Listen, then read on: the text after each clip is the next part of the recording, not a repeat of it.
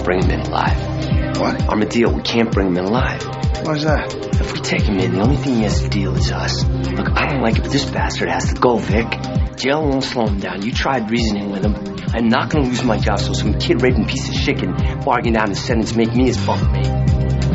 Motherfucker, I'm a criminal. Ain't nobody giving me no fucking job. How come you told me you sold the house? How do I know? You're lying. Hey, my mom's over there. I'm going to scream. I'm gonna blow you away, Ted. Hey, that's not real. You've never seen anything so real. You told Doberman you sold that hash, didn't you? I had to. I got busted last month. I never had a chance. Kid who tells on another kid is a dick. Jesus Christ, for God's sake, man. Put the gun away. Goodbye, Narc. I took you in. Nobody! I showed you how the system works, the value of information, how to get it. This is how you fucking pay me back, you cockroach. I gave you Darien. I gave you your manhood. I gave you everything. You've been one of the great ones, buddy. I look at you, and I see myself.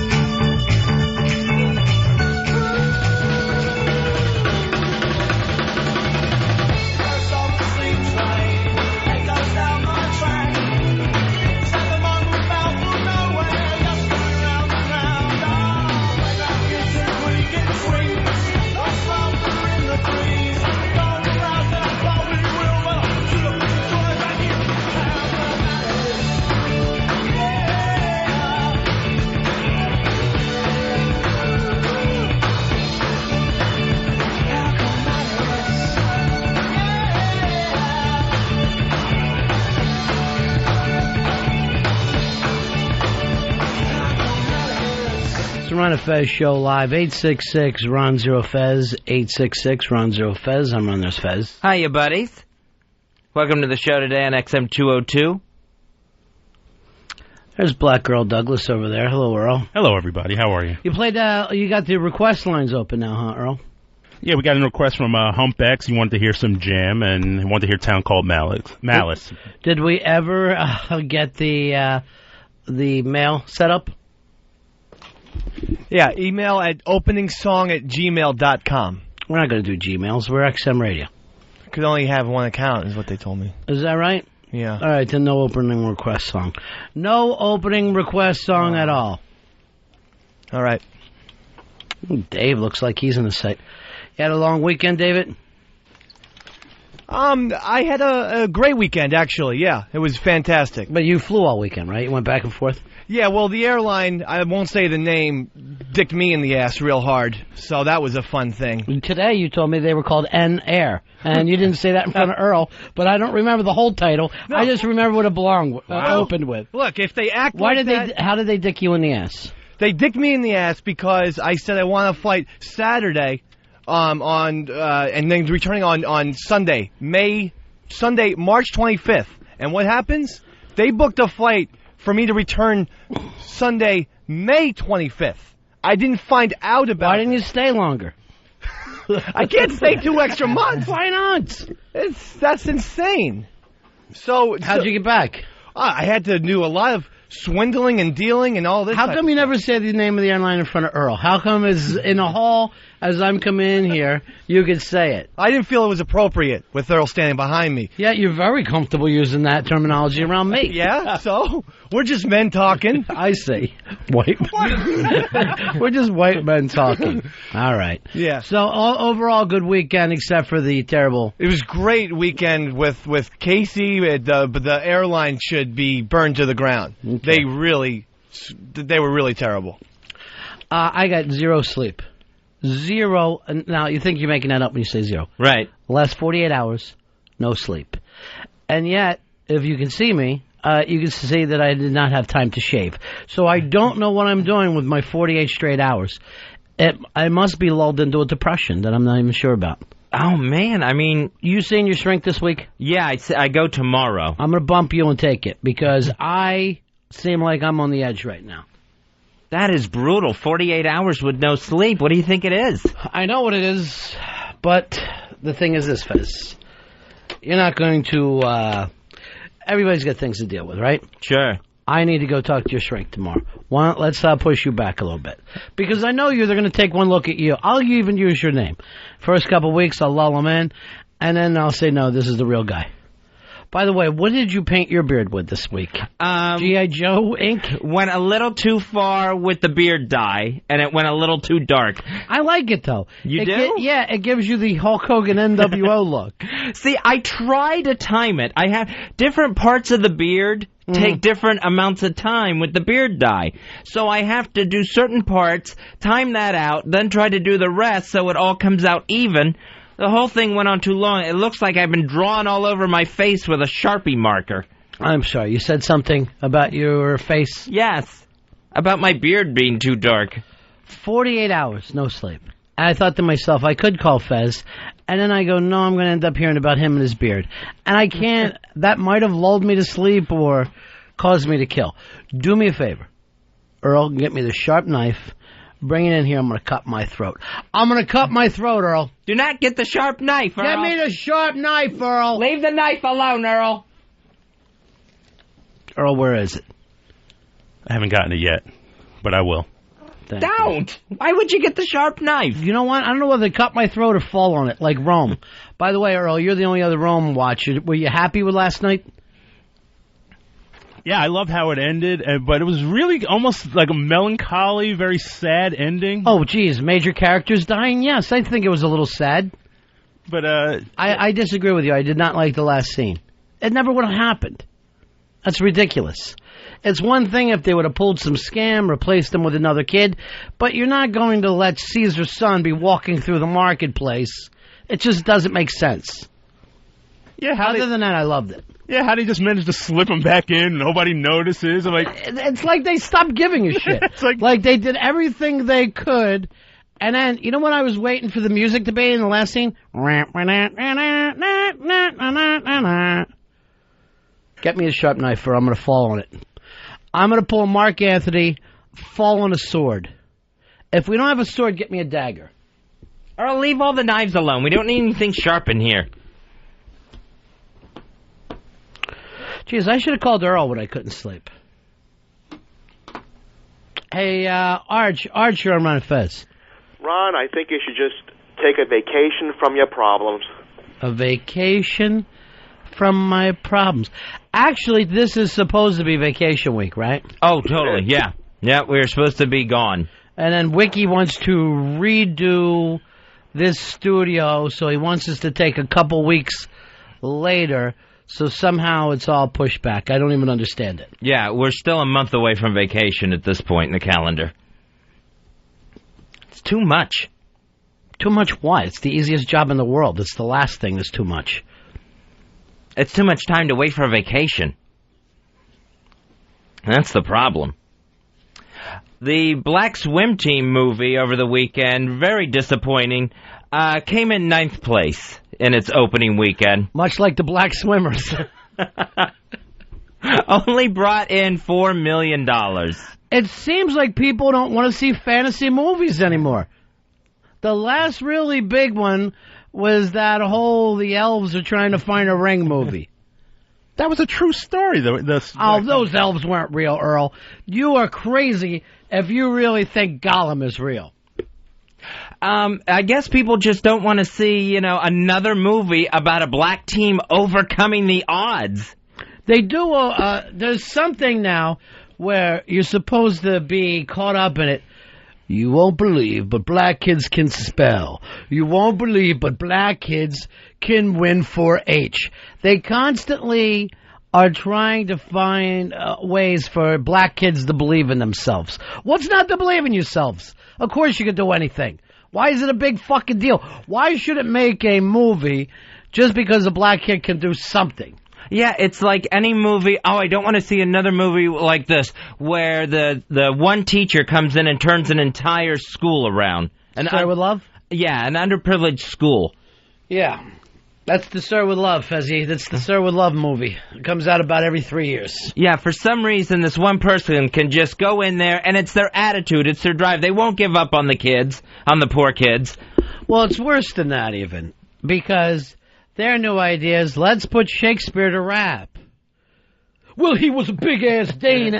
Shut the fuck up. I never want to say it again. Never want to see rapping being used to teach black kids how to get out of the ghetto. And what is all this constant, I want to leave my neighborhood?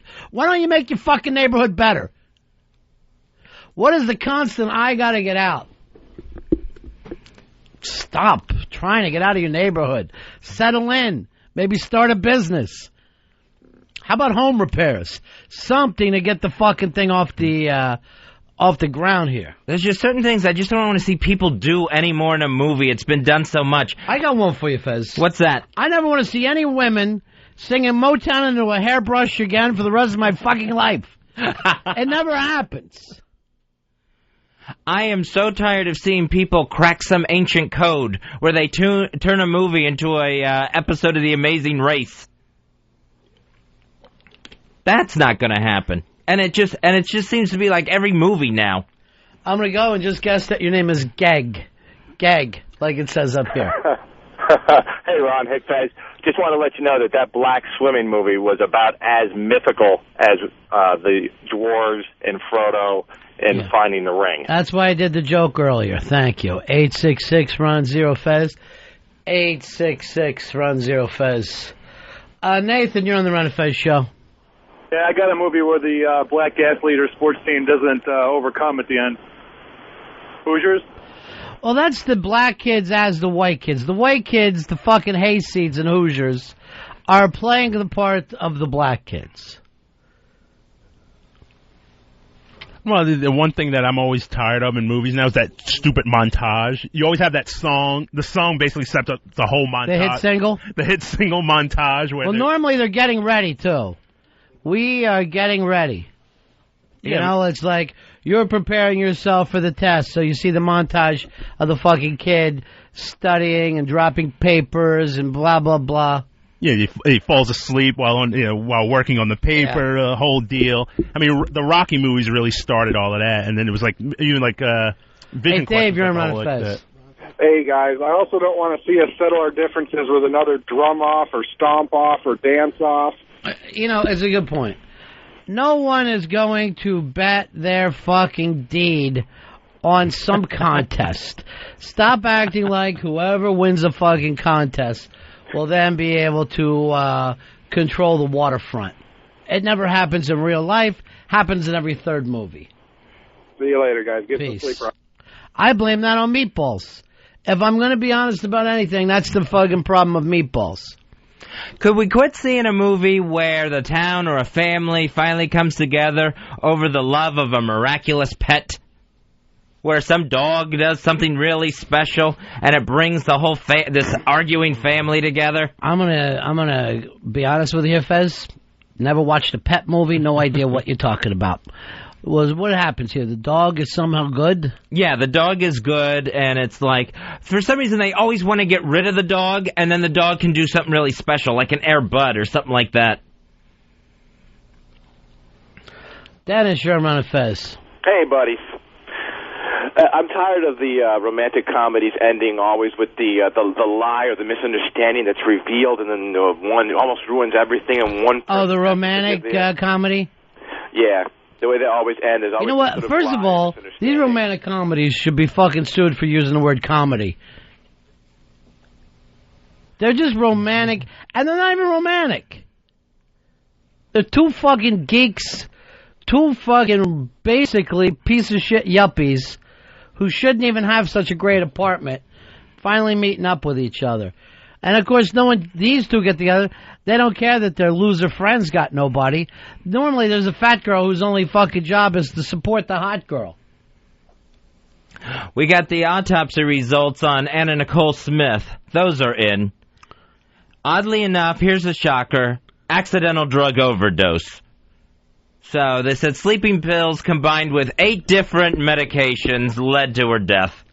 Well, that was worth waiting for. I can't wait for the rich Jenny. He shot himself in the face. Autopsy report to come in. So plenty of antidepressants, anti-anxiety drugs, sleeping pills, methadone, and Valium all on the list. That reminds me, I have to go shopping. Joe Theismann, he is out on Monday Night Football. He's being replaced by Jaws, Ron Jaworski. Oh, Mr. Excitement. Yeah, who's going to be in the booth with Mike Tirico and Tony Kornheiser? How do you think Jaws is going to do? Terrible. He's awful. He's awful in the stick. You know, they've given him this gimmick of being, the technical guy. Oh, the professor? Yeah, exactly. Where we're going to see all this, telestrator stuff on the screen now. But I think Theismann was the absolute worst. I don't know if there was anyone worse in the booth than Theismann. Manson. Manson was in the booth? Mm-hmm. In the late 60s. All right, that could have been bad.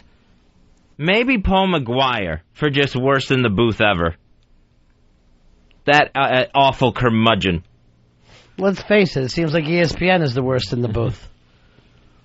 But at least, I don't think Ron Jaworski is going to be talking about his own career like Joe Theismann did. You wouldn't if you were Ron Jaworski.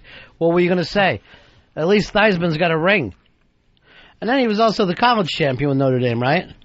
Uh-huh, yeah. Some pride. Yeah. And he married Kathy Lee Crosby. Where Jaworski, I believe, married Norm Crosby. So, Joe Theismann, just any way to tie himself into what was going on in the field. Just any way to just bring himself up. It drives me nuts when a color guy does that.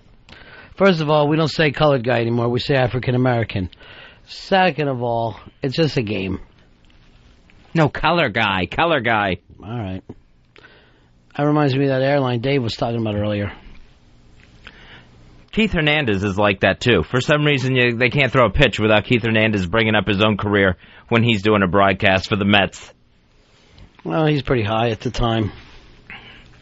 866 Ron Zero Fez. That's 866-766-0339.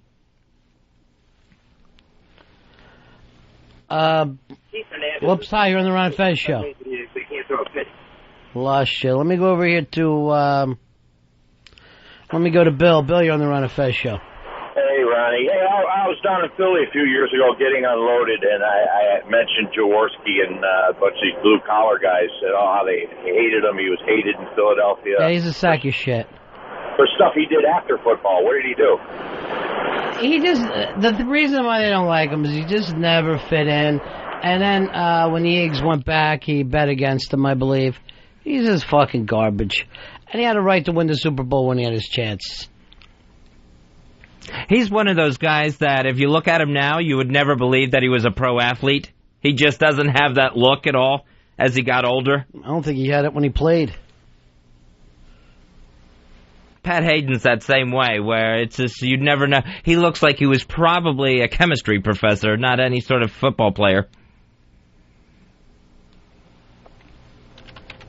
The Final Four is all set. Number 1, Florida, taking on number 2, UCLA, and number 1, Ohio State, taking on Georgetown. That all starts on Saturday. So how many number 1s are in the thing? Wait, 2 number 1s and 2 number 2s. Hey, this thing could go Florida, Ohio State, just like the football. Oh, yeah, definitely. So, I'm thinking Florida I'm thinking Florida to repeat. My home state boys. It's a bold move on your part, Fuzzy. Bold move. Did you watch your game the other day? Yeah, I watched some of it, yeah. Yeah, I watched most of it. Ohio State, again, just coming back constantly. I'm surprised they're in the Final Four. Well, Dave is surprised. He keeps picking against them. And then off they go. Who you picking in this? What do I care? It's 2 number 1s and 2 number 2s. Any of them deserve to win. I think UCLA could actually upset Florida, though. If not, I don't see Florida losing. Right, yeah. But again, none of these are big, none of this is like really taking a long fucking pick here. I know they're number 2, but don't you think Georgetown has that whole team of destiny thing? Any of these teams could win, honestly. Any of these teams could win. 866 Ron Zero Fez. That's 866-766-0339. How would you rank like the top 5 sporting events of the year? Best, good, pretty good, fair, and poor. No, if you were picking actual sporting events, what would be your top 5? Do I have to go 5th up or 1 to 5? Do 5th up. Jeez, now I got to think of 4 before it. Let's see. All right, I can't go in that direction unless I think of 4. All right, give me a second. All right, do you have your top 5 that you've been waiting on, or? Yeah, I can do my 5. Did you already prepare this? I was thinking about it, and yet you just asked me, and I've got to come up with 5 off the top of my head. All right, give me your 5 countdown. All right, 5, the Kentucky Derby. Number 4, I'm going to say the NCAA tournament that's going on now. 3, the World Series. 2, the NCAA National Championship for football. And 1, the Super Bowl. All right. Here's Joe. Joe, you're on Fez. Hey, what's up, buddy? Yeah. Hey, they should have got rid of Kornheiser, man. I don't agree with you, Fezzy. Get rid of Kornheiser? Yeah, Kornheiser's a joke. I don't think he really fits in there. I don't know how much fun he's having. Yeah, I probably would have cleaned house. Yeah. I wouldn't have wanted Theismann on there, and Mike Tirico is awful, too. Kyle, you're on Fez. Yeah, Dennis Miller, what the hell was he ever doing announcing football? That's right, he should be doing radio. He is doing radio now. Yeah, so, I don't know. I still think Theismann worse in the booth than Dennis Miller. Still? Yeah. Totally.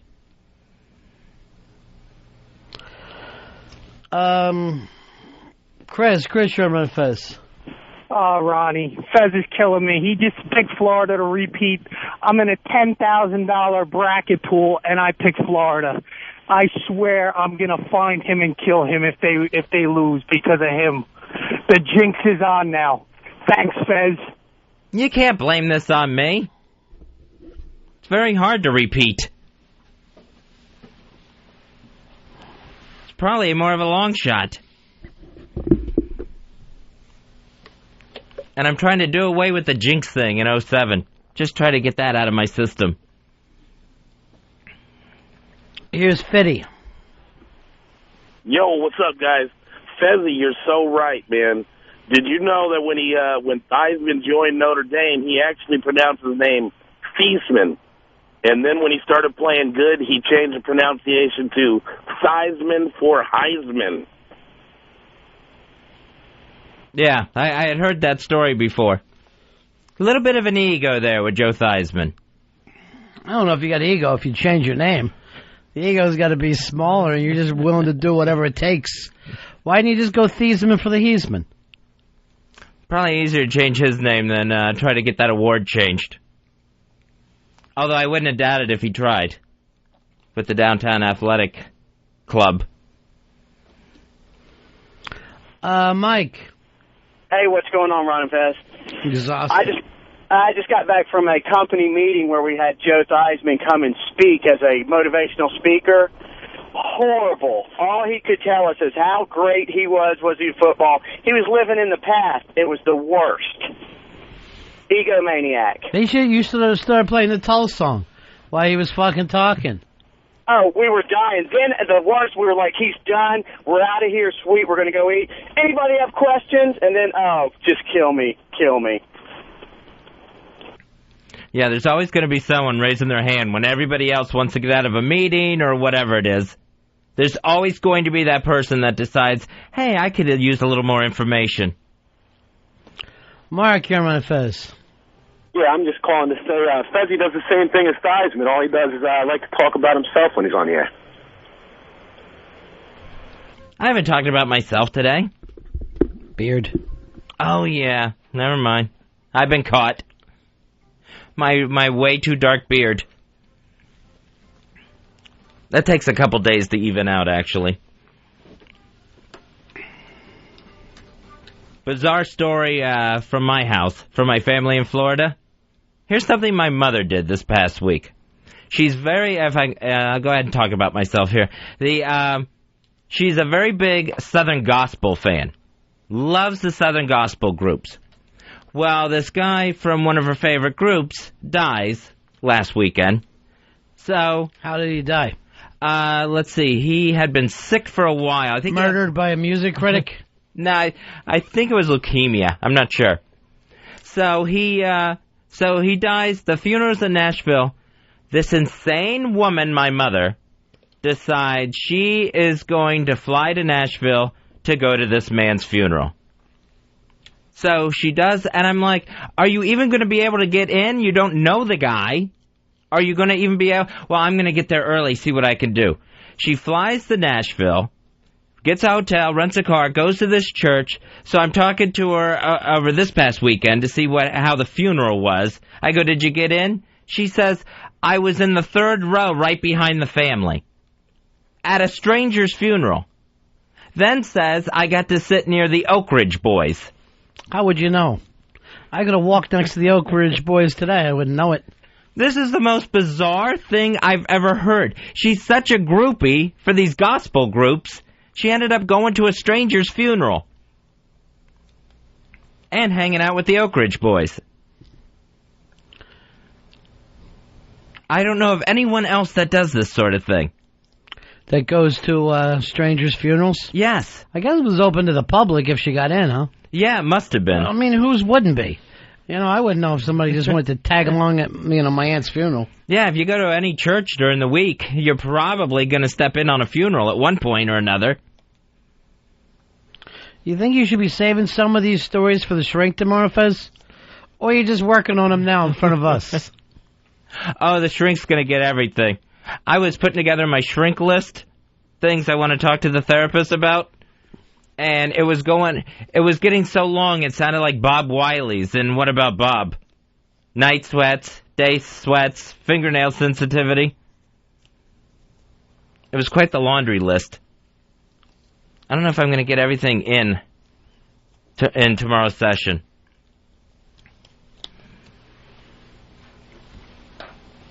Hey, Isaac. Hey, buddy. Hey, speaking of beards, how's Don Cumia, Anthony's sister, doing, Fezzy? Don Cumia, Anthony's sister, is just fine. That's my gal pal. So don't worry about her. Everything's going very, very well.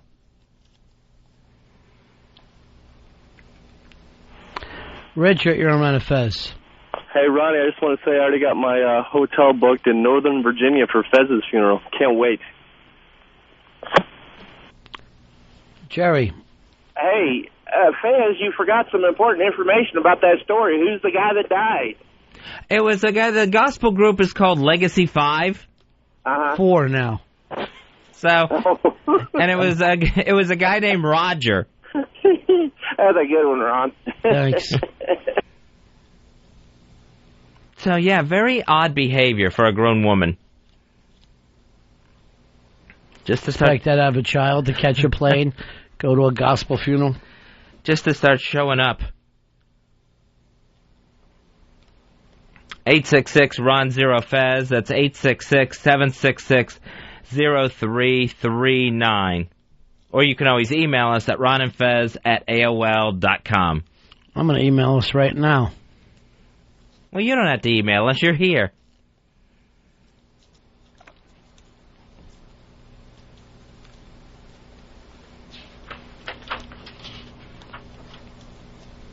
Jada Pinkett Smith was telling a magazine that her lingerie, it's her lingerie that helps keep her marriage to Will Smith hot. Now, why is it that these two are constantly talking about their sex lives? They just do not stop. Yeah, they're like America's favorite couple or something now, huh? I know it's like at the Oscars, everybody loves them. Oh, yeah. They always, people always want to interview them on the red carpet. They're a favorite there. And then they'll just always talk about how in love they are and how great the bedroom scene is. It's very bizarre. You don't hear it. Any other couple would want to keep things, any other Hollywood couple would say, hey, let us live our lives, don't intrude. They love to put it all out there. Scott. Yo, boys. Thanks, Scott. 866-RON-0-FEZ, 866-RON-0-FEZ.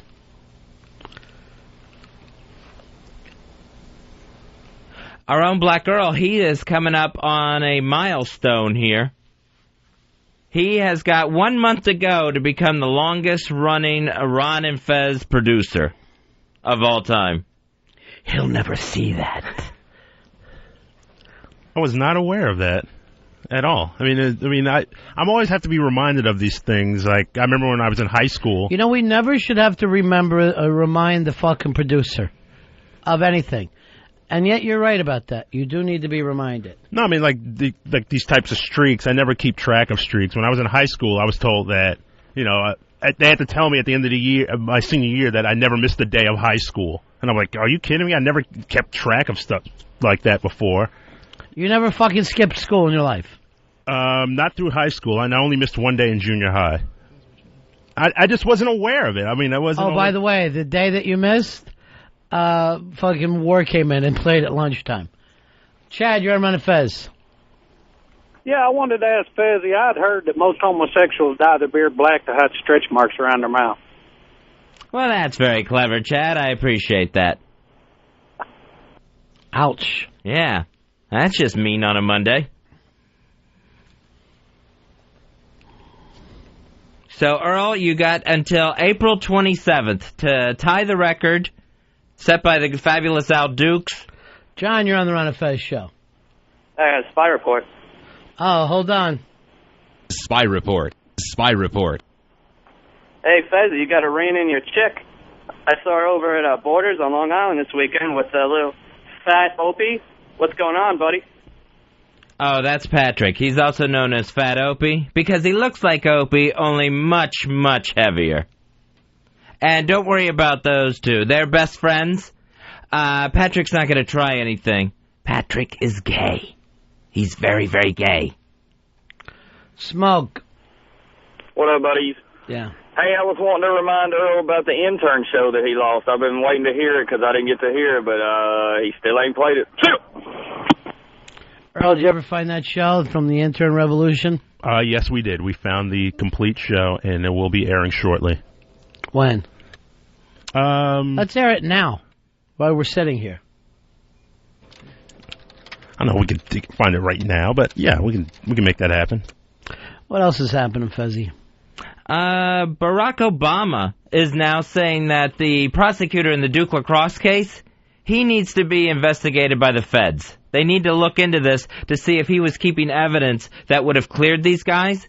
Now, I'm wondering why a senator, a U.S. senator from Illinois, is all of a sudden concerned of something that's going on in North Carolina. Maybe they brought it up to him, huh? Like the press asked you questions? Maybe. Yeah, but I'm not sure what his interest would be. Hunter, you're on Ron and Fez. Hey, buddy, it's a great fucking show. Yeah. Hey, did you happen to see Kobe Bryant's streak come to a disappointing end with only 40-some points last night? He stinks. I think it was 43 points last night. Terrible. So, about the only time you can score 43 points, and it's a huge disappointment. Sean, you're on Ron and Fez. Hey. What can we do for you? Hey, the crazy news headline for you. A guy down at Texas A&M University killed his girlfriend, dismembered her body, and then cooked her out on the patio grill. It was on the CNN website. Understandable. That's Texas for you. Get your ass out of the screen, honey. It's distracting. Turn around. Sit back up. 866-RON-0-FEZ. That's 866-766-0339. You're on the phone number today, huh, Fez? Yeah. Is this a new, I'm going to be able to give out the phone number more bit? I mean, do you make those kind of things for yourself at the beginning of the week? Well, I always try to set a few goals for myself during the week. Matt, you're on Ron and Fez. It's a little old now, but I was talking about the radio announcers. You know, you guys were talking about Kornheiser and Theismann, how bad they were. What about Brian Gumbel? I won't even watch the NFL Network. He's ridiculous. Brian Gumbel, I don't have the NFL Network. I've never checked that out. Him and Chris Collinsworth. Rob, you're on Ron and Fez. Hey, buddies, how you doing? Mm-hmm. Ron, you just sound like you need some energy today. Maybe a little Mighty Horse will wake you up. When Mighty Horse rocks, he rocks a fat ass. When Mighty Horse rocks, he rocks a fat ass. Yeah, that's exactly what I needed to cheer me up. Sorry, man. Let me try it again and see if this has got me. When Mighty Horse rocks, he rocks a fat ass. When Mighty Horse rocks, he rocks a fat ass. Yeah, that's exactly what it was. It's exactly what I needed. Everybody loves the Mighty Horse. Apparently you're right, Fuzzy. Apparently you're exactly right. And the Mighty Horse loves everyone.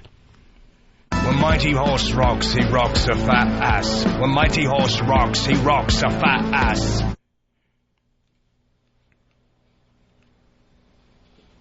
A new report from Morgan Quinto Press says that Nevada is the most crime-ridden state in the country. They've held that title for 4 years in a row now.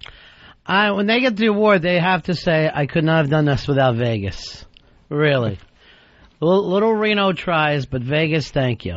New Mexico was second, and Arizona third. What do you think is the scariest town in America? I was going to say, but Earl's sitting here. I'll just say N-Town and leave it at that. That's the hub for N Airlines.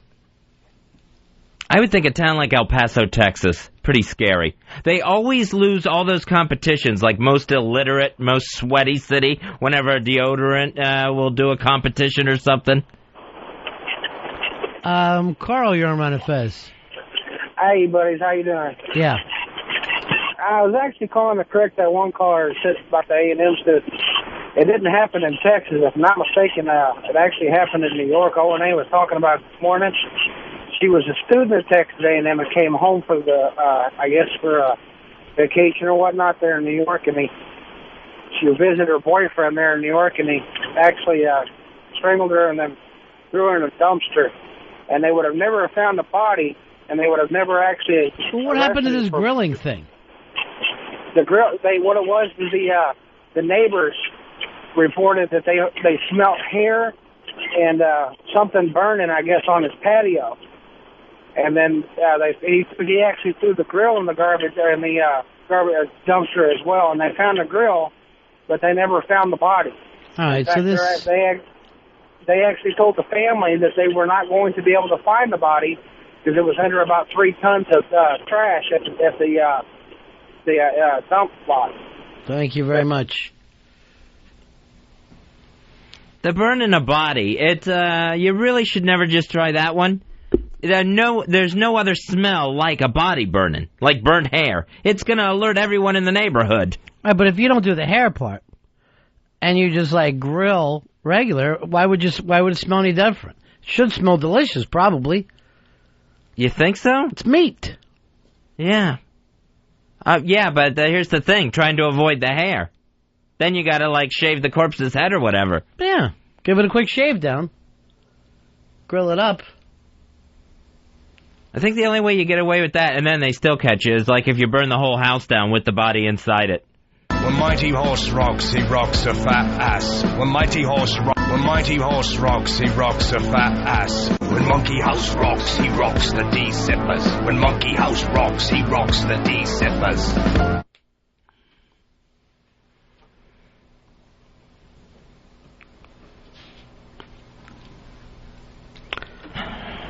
Alex, you're on Ron and Fez.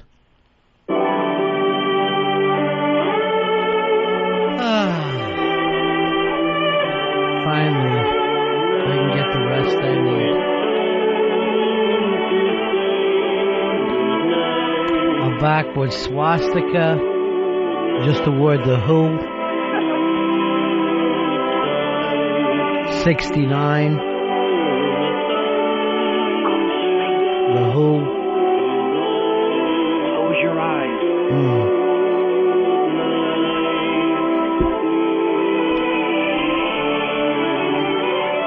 I would go to sleep, but then I'm sure I would die. The second my eyes close, I'm going to die. Don't say that.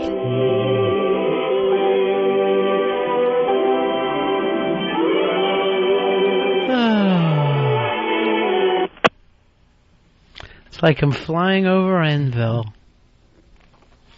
Earl, what's your problem today? I'm curious to know what airline was he referring to about. I can't. Well, you can't say now. We'll be sued. Everyone knows when you say N Airlines exactly what he's talking about. Most airlines they have their bad moments. He has to single them out. Yes, that's the one he was on. He's not doing a Consumer Report. He had a bad weekend. Earl, what would you say is the scariest town in America? Having gone through it, Bangor, Maine is. Yeah, Maine. No, because there are no black people in Bangor, Maine. I had to stop to get gas there, and I was the town spectacle. Just like, where are you from? How you doing? It was so People creepy. don't talk like that in Maine, Earl. Please. Please, for the love of God. Matt, you're on Ron and Fez. Yeah, hey guys. Just thinking here as we're getting ready to celebrate Earl's longevity, where can we get the Ron Wood progress as far as where we're standing on that? Earl? Well, I had a very good conversation last week, but Did then you sleep over the weekend? Off and on. Not really a lot, though. Was it wonderful? Not particularly, no. I got about between 2 to 3 hours of solid sleep. I kept waking up. Why does he gotta lie? I'm not lying. Why does he have to lie, Fez? I would not lie. He wants to be in the I Didn't Sleep Club. No, I'm being entirely true. I swear to God. So, Earl, we're no closer, is what you're saying. We're no closer. I mean, the roadblock I hit with Ron Wood now is that they had to reschedule. Doesn't he remember you when you were a receptionist? Remember, he used to come in and say, "Hey, man," to you? Yeah, I mean, well, they had to reschedule some European dates, so they're going to start touring in early May through, June. How long is this tour? 7 years? This is going on about a year and a half now, but they had to reschedule a bunch of dates because Keith cracked his head open, and Mick got sick, and Charlie Watts got sick, so they had to reschedule a bunch of dates. That's going to happen over a year and a half. So they had to reschedule a bunch of dates. So we're trying to make this happen probably within the next month or so before the tour starts.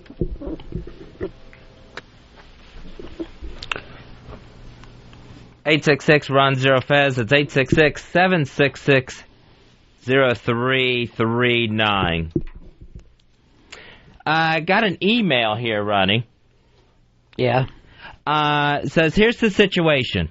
We have a friend from where we live, and he got into an accident about 2 years ago where he killed 2 people. Ouch. Yeah. Question is, if you thought there was a possibility that you may go to prison and had a year before you went, how would you prepare? Oh, the new rape condom. Have you seen this anti-rape device? No, what's that? It's like a condom, like with little short, sharp things in it. I sent it to you over the weekend. Oh, yeah. I'd shove that up my ass. So, yeah, that's the Rapix, they call it.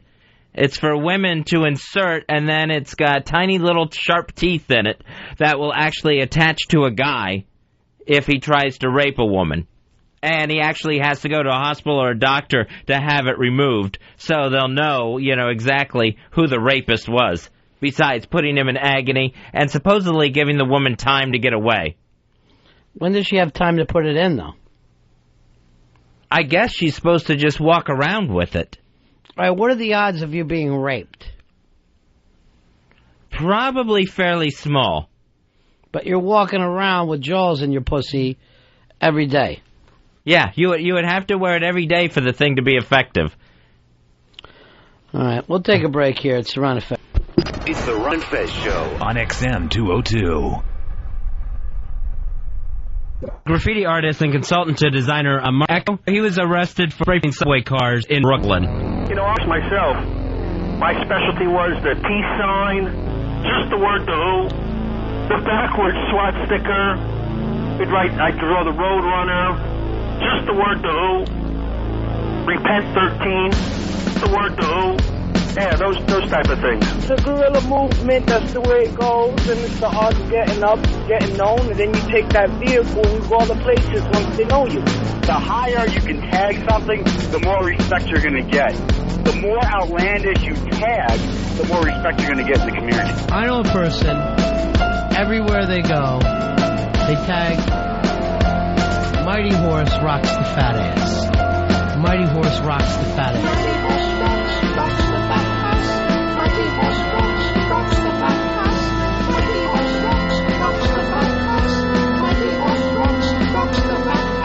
When Mighty Horse rocks, he rocks a fat ass. When Mighty Horse rocks, he rocks a fat ass. Everybody else can live by the rules, except for the graffiti artist. When you see the Mighty Horse rocks, you don't spell rocks, R-O-X. When Mighty Horse rocks, he rocks a fat ass. What about my tag, Monkey House?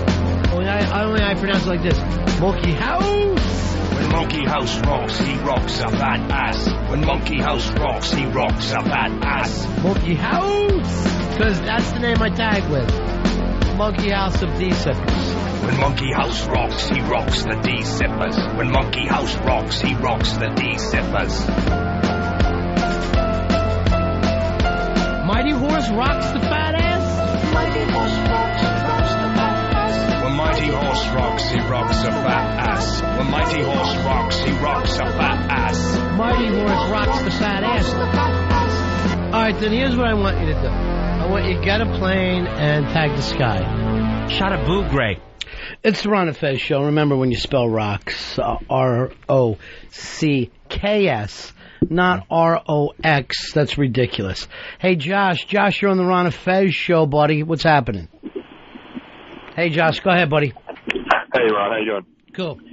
Hey, before the break, you had mentioned the anti-rape condom. Yeah. And I think the logic behind that is kind of fucked up if you think about it, because no one's going to, to your point, no one's going to walk around with a condom in them. They're going to put it on before they go out for a date.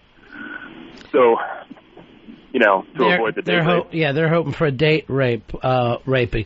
I remember when I was a kid, there was always this, I guess it was like an urban myth, that the Viet Cong whores would put stuff in their pussies like a razor or something. And then I remember, hearing these things like when you're a kid. And then later, I never once read any of it as an adult. It all had to just be crazy talk by kids. Hey, Scott, you're on the Ron and Fez Show. What's happening, buddy? How's it going, buddies? Hey, my man. I was just wondering if maybe that anniversary date for Black Girl shouldn't be pushed up. Maybe he should be docked for, leaving the studio and time spent unconscious. No, he is right here. He's right on it. But, and remember this, Earl, no one has ever been fired by Ron and Fez. they get broken. They lose their spirit, and they pour under the door and out on the street. I got 1 month to break you, big man, and I'm going for it. I am going to be on top of you, mayonnaise. I am going to make sure you're out of here. Earl, can you survive a month? You have to get to April 28th. You will not get my DOR. Yes, I will. I will have it. I will fucking have it. And I'm going to go into that office, too, knock out the ceiling and see if you don't have buckles and boots up there, because I got a feeling that you do. All right, it's the Ron and Fez Show, 866-RON-0-FEZ, 866-RON-0-FEZ. A hard Monday in here today. Dave traveled all weekend. I haven't slept. Earl is Earl. Fez, you said you had a bad situation in the subway today? Yeah, just wanting off of that subway train. I swear to you, it comes, when I'm on that train, it comes in sideways. It feels like the whole train is falling over on its side. I know it's impossible. I know it can't happen, but that's the way it feels. I mean, it just gets bizarre, surreal. Is anybody else experiencing this, or just you? No, everyone else is having the time of their life. They think it's they think they're on a roller coaster at Disney World or something. I'm going to tell you right now, I've taken that subway ride. No one is happy. No one's excited.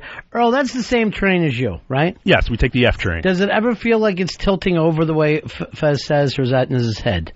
That is totally in his head. I've never seen it tilt. I mean, we take a sharp left onto 57th, onto 6th Avenue. I think you're the only one that notices it. I've been riding that train forever, and I've never even taken the time to notice the sharp left. I've noticed like when they switch from local to express, but other than that, tomorrow is your day, right? Yeah. What time is your appointment? 9:45. All right. I want to write. I'm going to give you a card that just says "Take him." He's out of control. Please take him.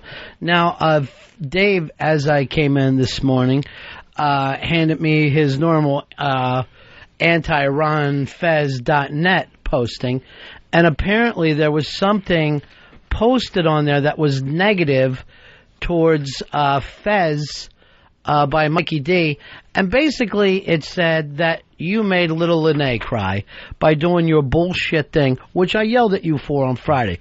All right, Earl, go and play what Fez did on Friday.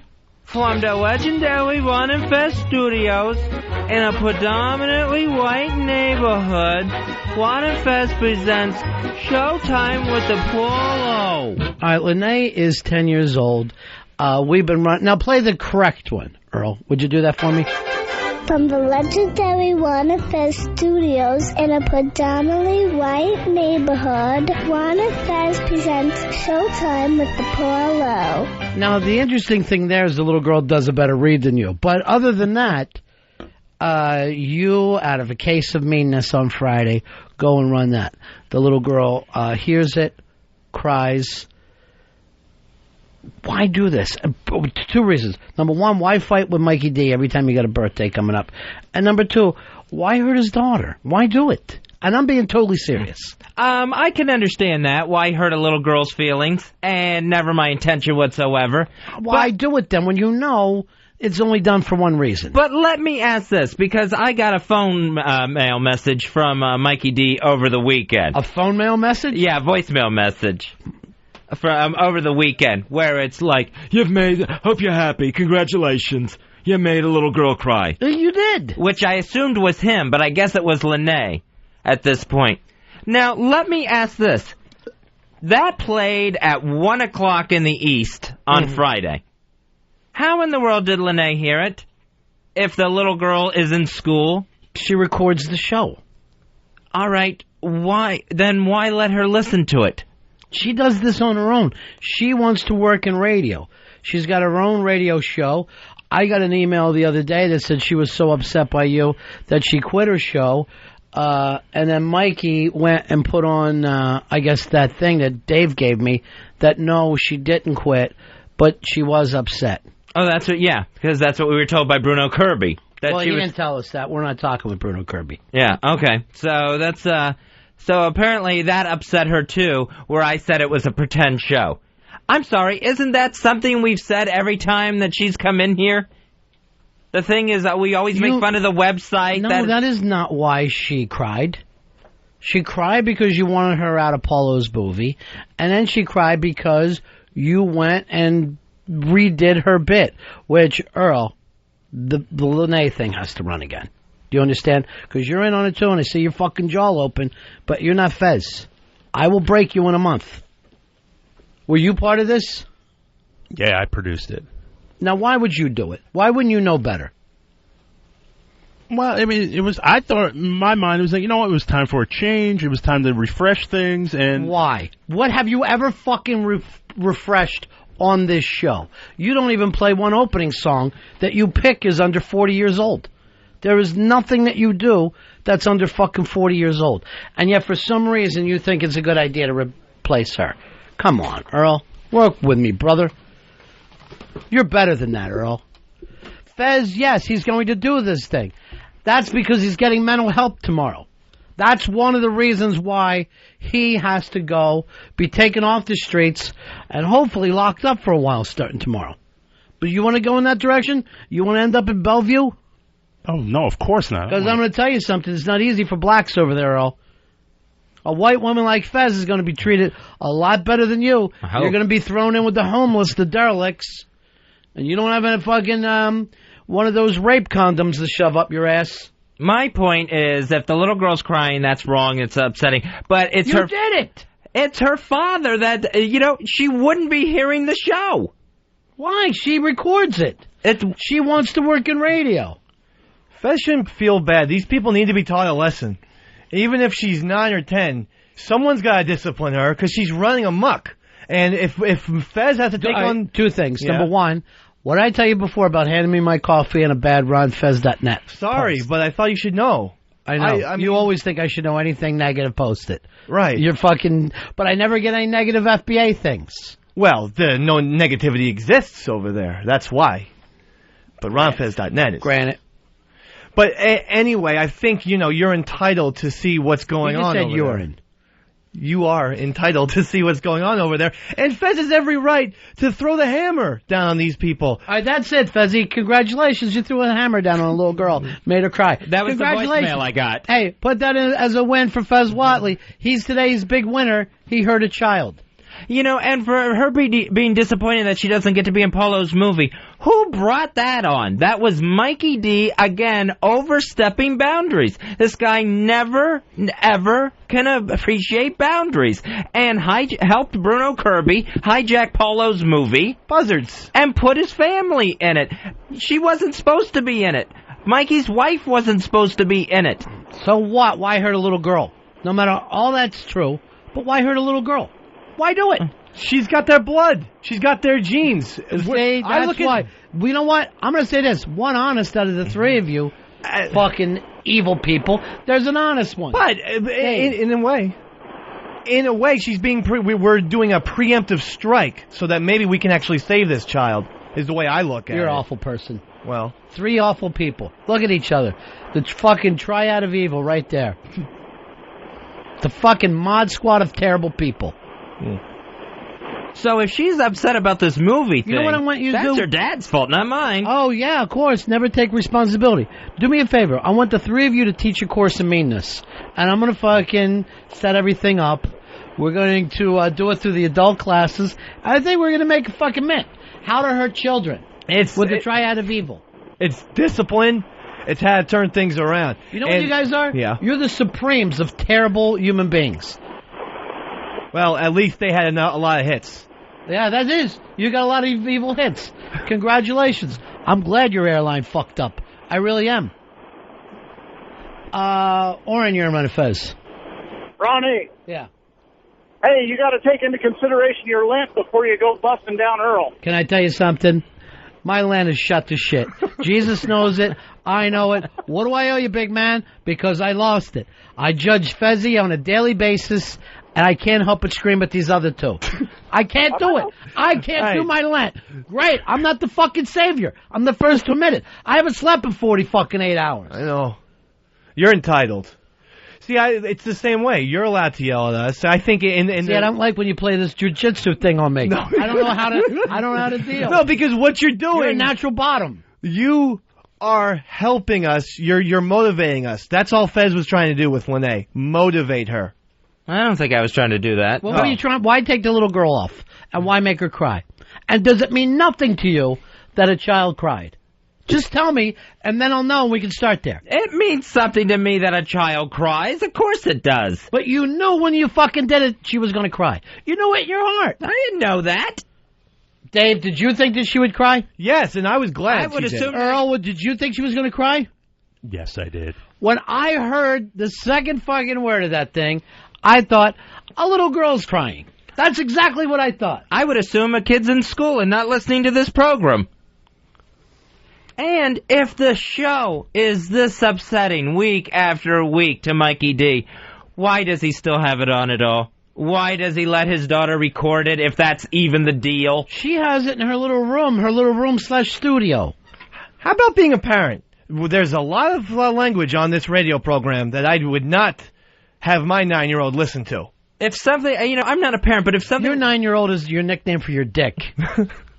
But if something was that upsetting on radio or television where it was going to put my child into tears, I would do this. I would turn it off. Absolutely. I wouldn't expose her to it anymore. And That's what I would do. I know what you would expose her to, you filthy. And he always has to go running back to Papa, running back to Mr. B. No, he didn't. Can't you...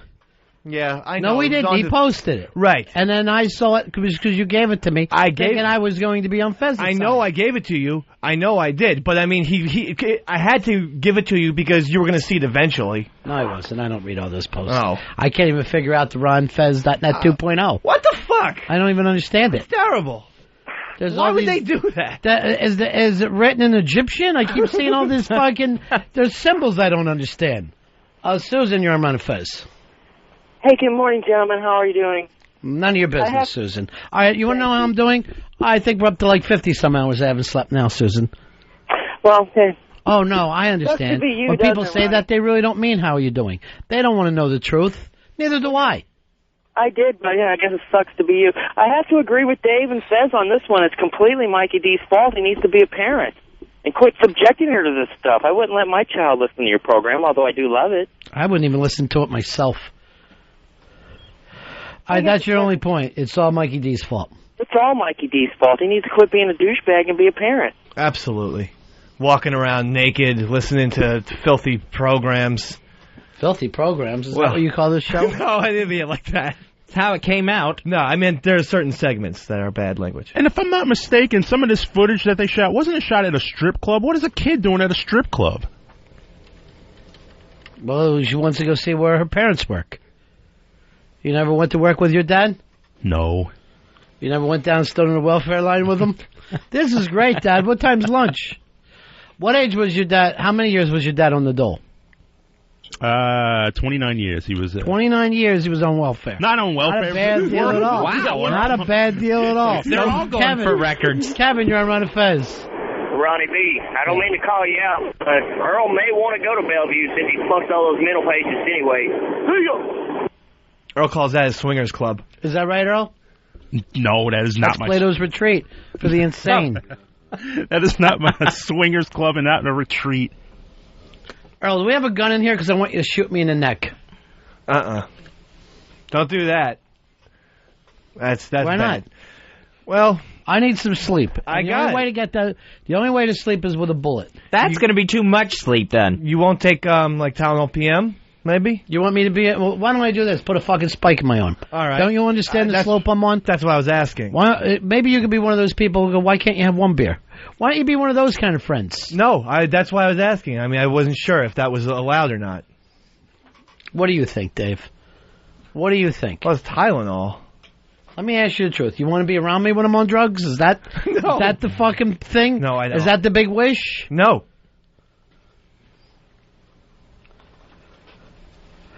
Chucky, you're on Ron and Fez. Yeah, that little girl should be upset about one thing, the fact that she can't pronounce the letter R. She struggles with that.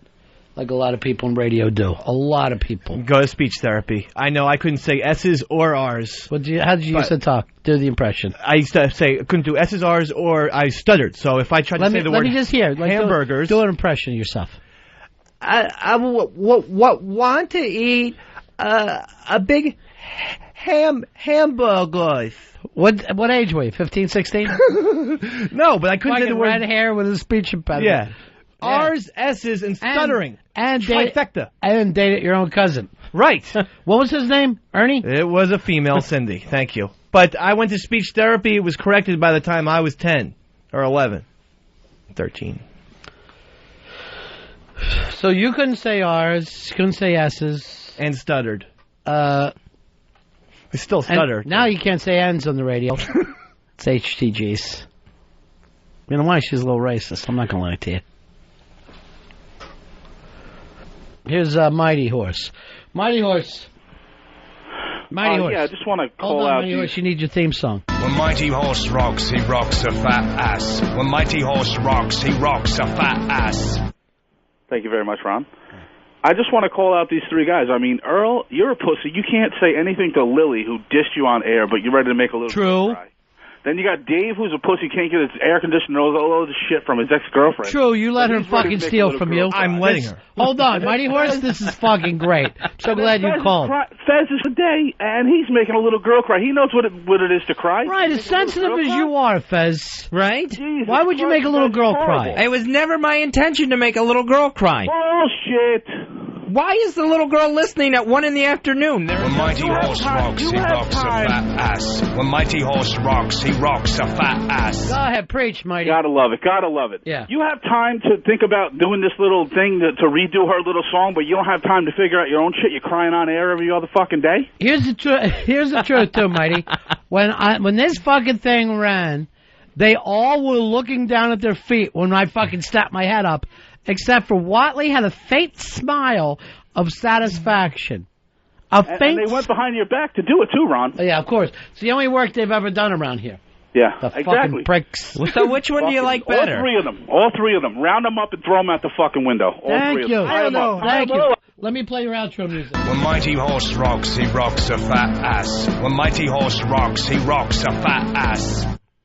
I don't know how I was put in the pussy category.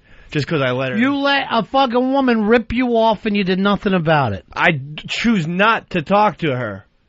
And that's getting way off topic. I mean, it isn't. If anyone else robbed you, would you choose not to talk to them or go get your shit back? I'd probably get my shit back. This new relationship of yours with Casey will not work until you get your things back. Oh, I can't. From the old girlfriend. I don't want them. What did she steal from you? My air conditioner, my toaster, obviously my plant, a lot of different clothing, socks. What if you had assets? Sweatshirt. She would have taken them. Yeah. More things. Glasses. Did she pay for one of those things? Was anything hers? She might have chipped in for the toaster, but the air conditioner was all me. $375. Even if she chipped in for the fucking toaster, so what? Right. You fucking discuss it. You don't just take it. And then she also did damage, obviously, to some of my Star Wars, dolls. So that was upsetting as well. That's the priceless stuff. Yeah. All right, here's the big question. Is it important to get even with somebody when they hurt you? Yes or no? Just say the truth. Yes, if it's it not, is. It is? Usually. Earl, what about you? Very important. Fez? Yes. All right, we got to get your shit back. And Fez, you got to buy a fucking major present for that little girl and fix this thing somehow. Every year at your birthday, you fight with Mikey D. It's fucking disgusting. It's not. And you know what? Let me just say this. At least 8 times, I brought Mikey D back into the fold and fixed this thing between you and him, right? Right. Have I once gotten a thank you from you? No. Thank you. Wait, no, that's an extra thank you. But see what I'm saying? It always falls back on me to fucking fix this. And it's ridiculous. But every time you do, we hear there's going to be a new Mikey D, and I'm just going to be positive, and I'm not... What about the gig? Wasn't it great? That was great. Crankcase never sounded better. He's still a schizo. And then this thing happens with Polo. I don't know why he would do that. And he acts like he was upfront about it. He wasn't. He didn't tell anyone about it till the day after it was done, when he started helping other people. And it wasn't just him. It was Bruno Kirby, among other people. I'm lost on the story. Hijacking Polo's movie. Mike, you're on Ron and Fez. I'm lost. Dave, have you ever thought it's not your girlfriend stealing the stuff? Because remember you said your super or whatever wanted money from you, and maybe he's collecting on that since you won't pay him. That is kind of true. I've never thought about it. You like never that. went and fucking checked because you're afraid to talk to your ex-girlfriend. I bet this guy's stealing from you. Oh, that fuckface! I bet you he is. What happened to the extra money? He said you owed. Did you pay it? No, I didn't. I did not pay him one red nickel. There's no such thing as red cent. And anyway, I'm not going to. And I'm not going to pay him his $900 in rent either. He's only going to get $800. He's taking the things that are using electricity, toasters and air conditioners. True stuff. It would make sense because it seems like every couple days I find another missing item. And I'm like, well, why wouldn't I have noticed it before? I never, ever would have thought it would be Frank's fault. Frank's place is a fucking hellhole that you live in. It is. That's why I'm moving. Kevin, you're on Ron and Fez. Hey, buddies. Hey, Dave skipped two things on that list that Claire took, his balls and his dignity. No, I still have those, sir. I have them intact. She didn't take those. I feel like the dignity is me not calling her back. Just walk away, sweetheart. Me, I stay strong. She walked away with a moving van, apparently. I got this word in that Frank's using the air conditioner to chill his Slurpees. Deb's all over you today. Yeah. I thought you guys were friends. I thought so, too. I thought you guys were friends. We used to be. Yeah. I still think we are, but, you know. Why aren't I sleeping? Tell me the truth. Why aren't I don't know, Mr. B, but I suggest you get some warm milk, for starters. And that's not going to fucking cure me. Have you tried reading a lot? I know. I do. I read books. I read 3 fucking books over the weekend. Oh, do you know why? I'll tell you exactly why. It's the weather change. It always affects me like that, too. You know. Yeah, there's a change going on. Yeah, and it really fucks you up big time. I get rashes. Can I tell you the truth? Mm-hmm. Every cell in my body aches. Every cell in my body is calling out in pain. We got to figure out a way for you to get some sleep. The only way I can sleep is when you start to tell stories about your beard or your mom's vacations. Maybe take a nice bath, too. With you? You want the fucking two of us to crawl in the tub together? Is that it? Not at all. Because I'm not Casey. Did you and Casey take a shower together yet? No, we haven't done that. Stinky kids? We've taken separate showers. But getting back to you, the thing about... What about this? Mm-hmm. Tell Frank, now that he's chilling down your Slurpees with your air conditioner, ask him if I could have one. Okay. What are you guys going to do to make this up to Mikey D? What about you guys throw him a party for him and Lene? Why would we throw Mikey D a party? To make up for the pain. No, absolutely not. They're thieves, first of all. Yeah. I mean, how about that? How about the fact that Mikey D didn't even admit to stealing a black puppet of mine? He said his daughter did it. Yeah. Class act, so fine. That's what kind of daughter we made cry. A criminal. I could be on the phone with NYPD. She's a thief. I'm serious. Here's Keith, you're on Ron and Fez. Hey, how you guys? Hey, Dave, I got a question for you. Yes. Now, you're saying you got a problem with your super going into your place, or you're suspected that it might be him. Why don't you just put another lock on the door? Bye, Fuzzy. Bye. Thanks for calling. That's all it takes, you know? Just a little bit of thought. Maybe you're not allowed to change your lock. You better read your lease. Oh, well, at this point, I'm willing to break the law now. Your whole fucking lease is illegal. I know. I don't even really have a lease. I just signed it like a blank piece of paper. God knows what he fucking typed into it after upstairs. You think he kept it blank? I know I'm not allowed to touch the thermostat, so maybe putting another deadbolt on the door would be illegal. Yeah, there's something I want to get off my chest. Mm-hmm. Yeah, you 3 people are the worst 3 people I've ever met in my life. Really? And by you 3, I mean Fez, Earl, and Dave. Wow. To make a kid cry. Maybe it's because you don't have kids, but that's a terrible thing. She had it coming to her. I mean, if you put your neck on the line sometimes, the guillotine chops it off. What did this little girl do for you guys? No matter how mad you get at Mikey, and for some reason the 3 of you are mad at him 8 times a year, you don't take it out on a child. Yes, the common denominator is Mikey there. Right. I mean, she has... Right, but I agree with that. For some forth with Mikey. Well, because he's a lunatic, and he does a lot of scummy things, and she looks like him. It looks like a little female version of him. Scott, you're on Ron and Fez. Hey, Ronnie boys. Yeah. I think you should call Howard K. Stern. I think he can help you with your sleep problem. The only thing that's going to help me is sweet death. Or I'll get me a sharp knife. Earl, do not go get a sharp knife. I'm going to cut my throat, Earl. Don't, Earl. Get me the sharp knife. I'm going to cut my throat. Earl, don't do it. Sit down. Peter, you're on Ron and Fez. Hey, Ron. Hey, Fez. How's it going? Yeah. Yeah, Dave, just set up your Pal Talk camera and catch Frank stealing your shit. And Holy shit, yeah. What are we waiting for? That's awesome. Wait, can I keep my camera on even though I'm not in the apartment? Of course you can, dummy. Oh. Well, no, because if you leave your computer idle, doesn't your computer sometimes shut down? Maybe not. But it wouldn't shut down the camera. Matt, weren't they going to set up a Pal Talk to see who was fucking up the board at the Free FM too? Oh, really? Yeah. Did that ever happen, Earl? Did we find out who came in and took the board apart during the night? No, they haven't, and it's happened again, and then they're looking into it now. Can I tell you what I believe it is? An engineer sleepwalking. He's getting up in the middle of the night, catching a bus, and going in there. Who would fucking do such a thing? And it's back in your area, Earl? It was back in my area, but now today they unclipped the part that runs the commercials too. So it used to be just my specific area, but now it's other parts of the studio. Where would that be? Where would that part be? It would be to my right, and also to Fez has a setup near his stand. All right, that could happen anytime over the weekend, right? Yeah.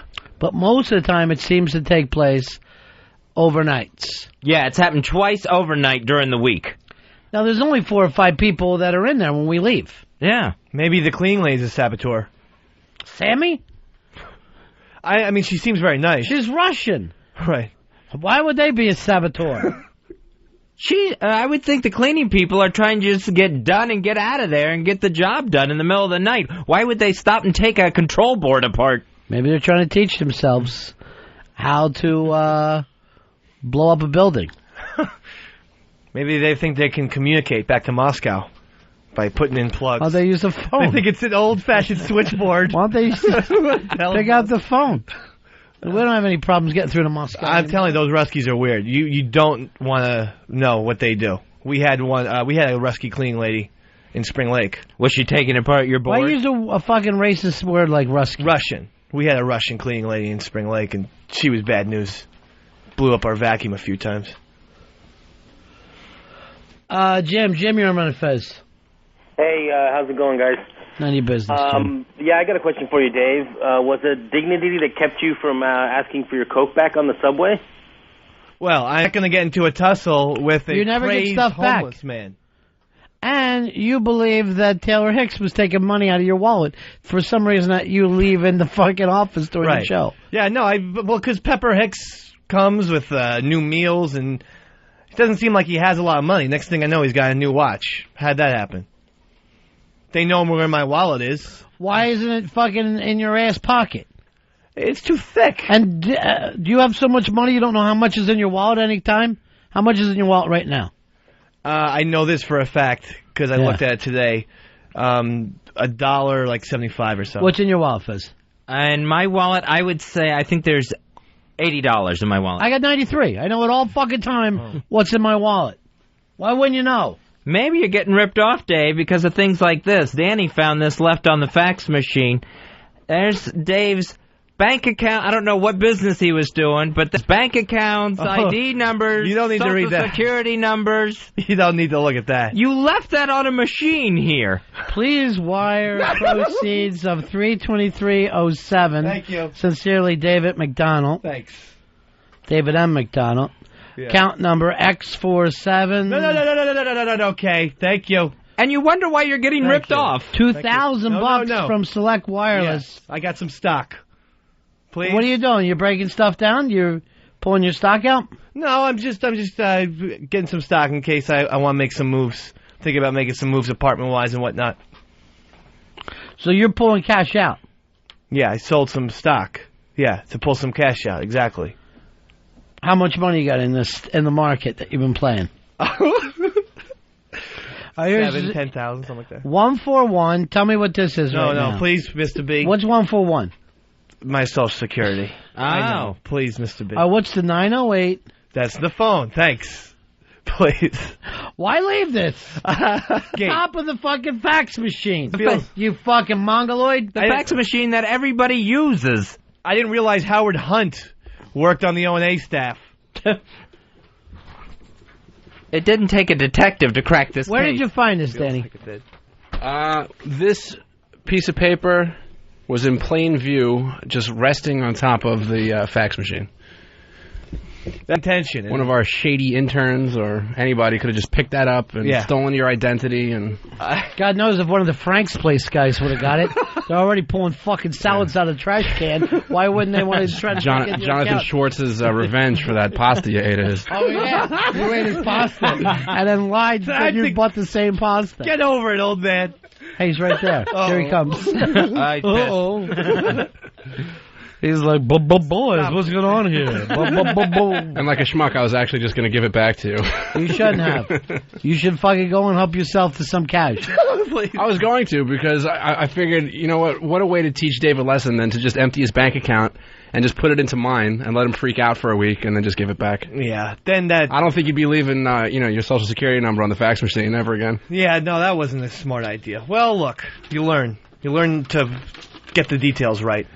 I don't like the fact that Dave has $2,000 to just move around. I can't believe he's got $2,000 and he fucking wears that shirt. First thing I do, the first thing I do is pull that $2,000 out, put it to his wardrobe. I bet Beanie doesn't know we're liquidating stock. It's her stock, I'm sure. No, it's not, man. It's mine. It's mine. It's all me. What did you have it in? What? What was it in? Select Wireless. Mm-hmm. Yeah. Out of how much money is in Select Wireless? It was in. You were talking. It was. I have Does it. Beanie know you're doing this? I have it in Fidelity. I haven't said anything, but it's still my stock. That's because you needed that fucking booty fucking flight over the weekend. No. That was your booty flight. No. I had. How long were you actually in NC over the weekend? I got there at 11 o'clock and left at 3 the next day.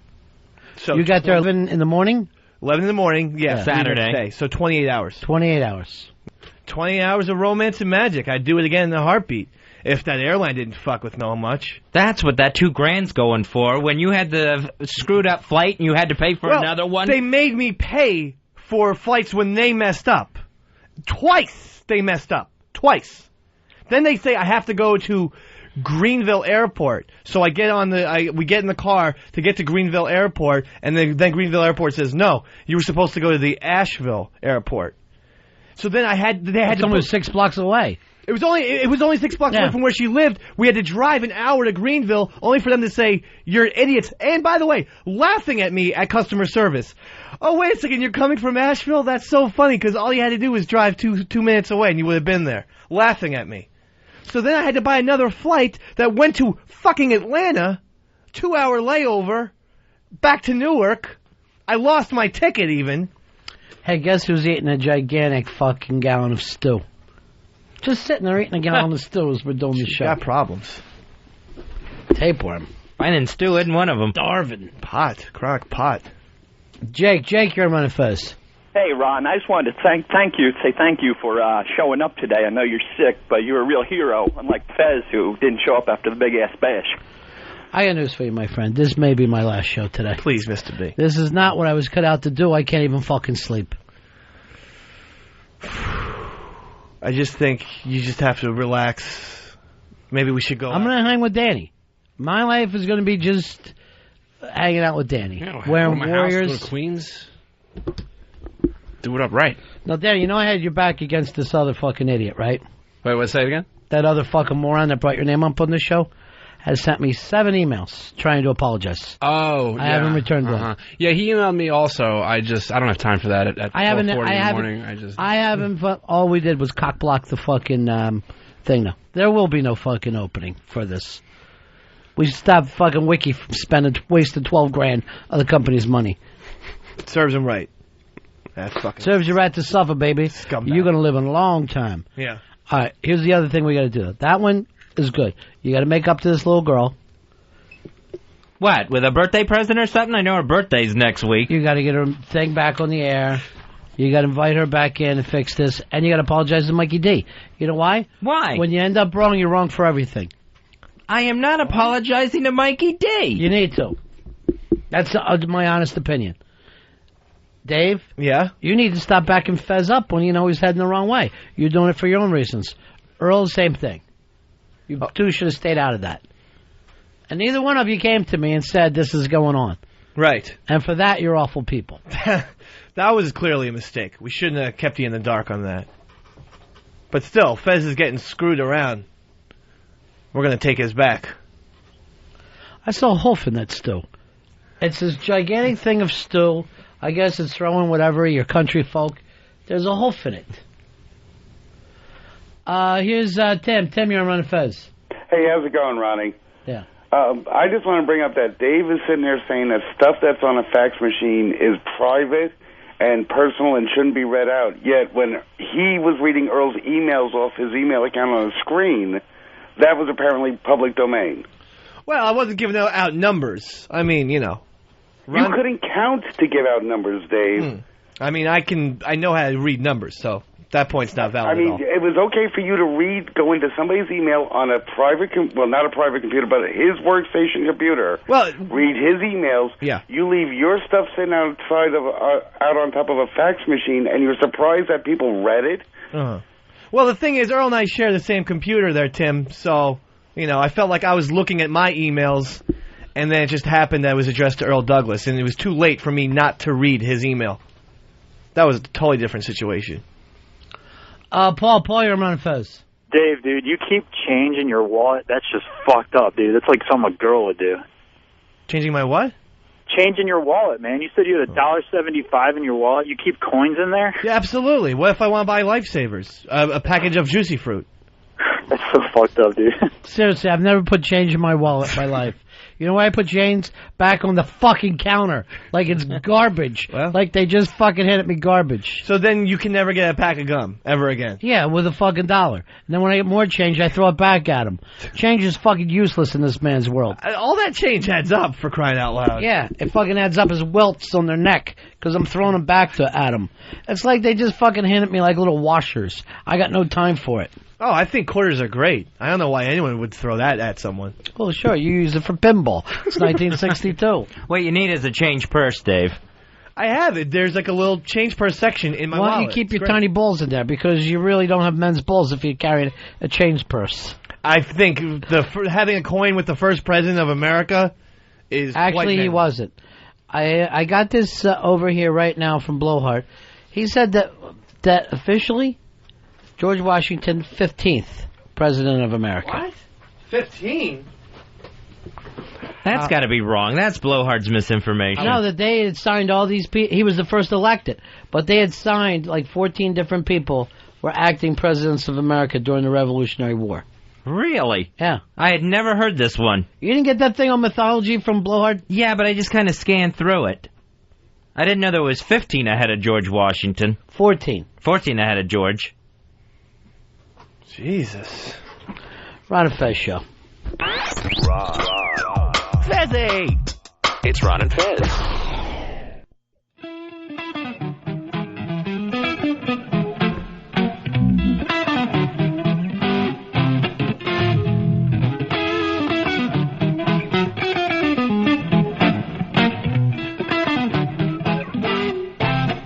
Back with the Ron and Fez show on a Monday, 866-RON-0-FEZ. That's 866-766-0339. Or you can always email us at ronandfez@AOL.com.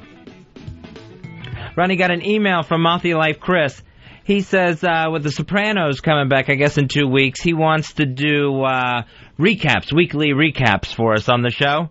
He said he wanted to do this when it came on last season, but Earl blew him off at the last second. So he would like, with these final 8 episodes coming up, he would like to do this for us. I think it's a good idea. Sure, all the boards love Mafia Life Chris. That's true. I mean, the guy's into The Sopranos. So, and I don't know why he got turned down in the first place, Earl. I believe we were halfway through the season already when to do the recap, so I was like, it was like the season's halfway over. What was the point of it? Anything you want to see happen with The Sopranos when it comes back? Anything you want to see get wrapped up? The series. When's it start, in 2 weeks? Yeah, I believe 2 weeks. I think it's April 8th it comes back. All right, here's that thing of myths that... here's one. Eve ate the apple. Never says that in the Bible. Oh, okay. That one I know. Just says fruit. Right, yeah. She partaked fruit from the tree of knowledge, I think is what it says.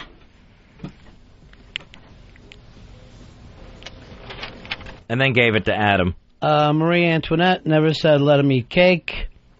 All right, that one I never knew. Van Gogh never sliced off his ear.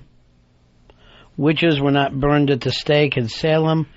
And Napoleon was actually 5'7", which was considered even above average in those days. He was never the little short guy that we always show. All right, now things like Van Gogh chopping off his own ear, how do those things get around if that never happened? That one I thought for sure was true. All right, it's the Ron and Fez show, 866-RON-0-FEZ, 866-RON-0-FEZ. Hey, Lily, come on in here, darling. I didn't see you out there yet. Lily seems to be, Fezzy, the up-and-comer. Ever since the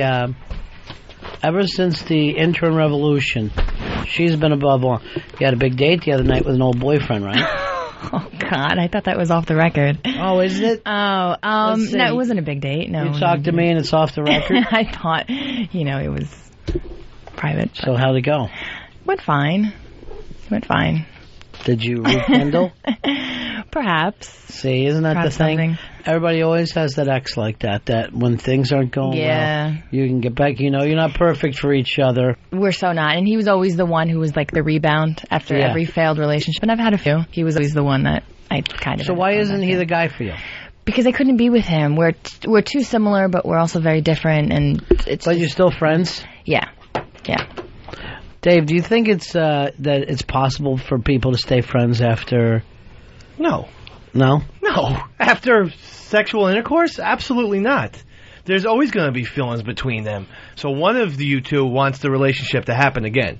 Probably him. He wants to bang you. At least every once in a while. As a friend. Yeah, I think so. Earl, what do you think? It's entirely possible you can remain friends and maintain some type of civil relationship. But you can never be best friends. No, you can't. There's just too much there to... I mean, if you were best friends, you'd still be a couple because everyone says that you should be the person you should be with should be your best friend. But I mean, you can still be friends, but not like that tight, close relationship. Do you feel like you guys are best friends or just friends, you and the ex? Oh, just friends. Good friends, but just friends. Yeah. So you think it can happen though?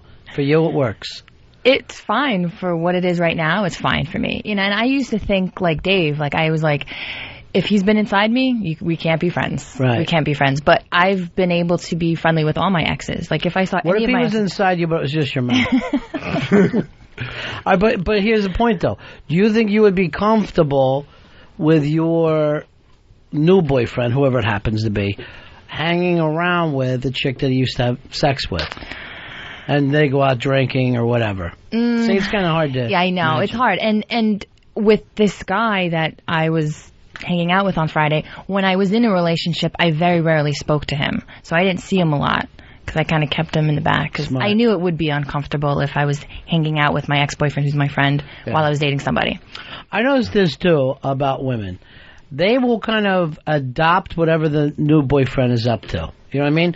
Like if you have, you knew some girl, right? And all of a sudden she's dating a guy who's into classic cars.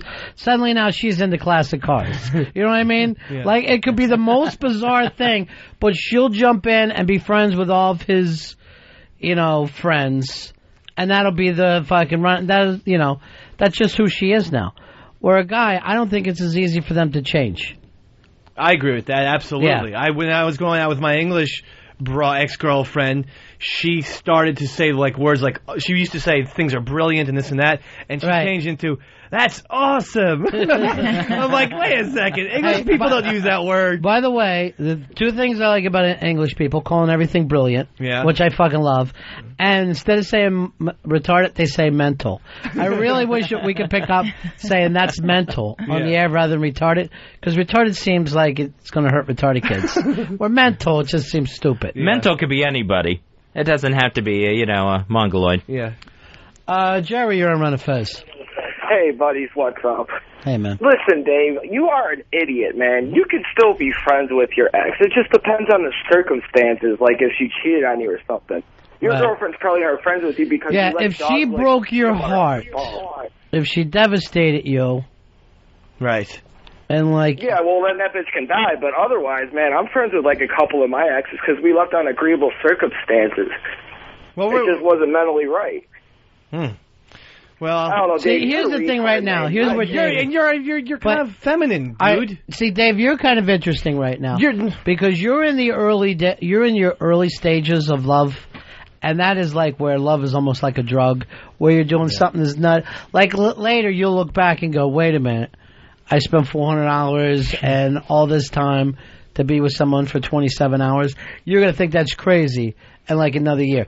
Right now, it feels like you couldn't live any other way. You know what I mean? True. It's almost like being high. Like when you first fall in love, you shouldn't be buying a car, and you shouldn't be making any other major decisions. Right. Because you're basically high. You're manic, and it's the greatest feeling. But then when love ends, that is literally a chemical feeling that is just absolutely awful. It's terrible. Absolutely is. I've been there a few times.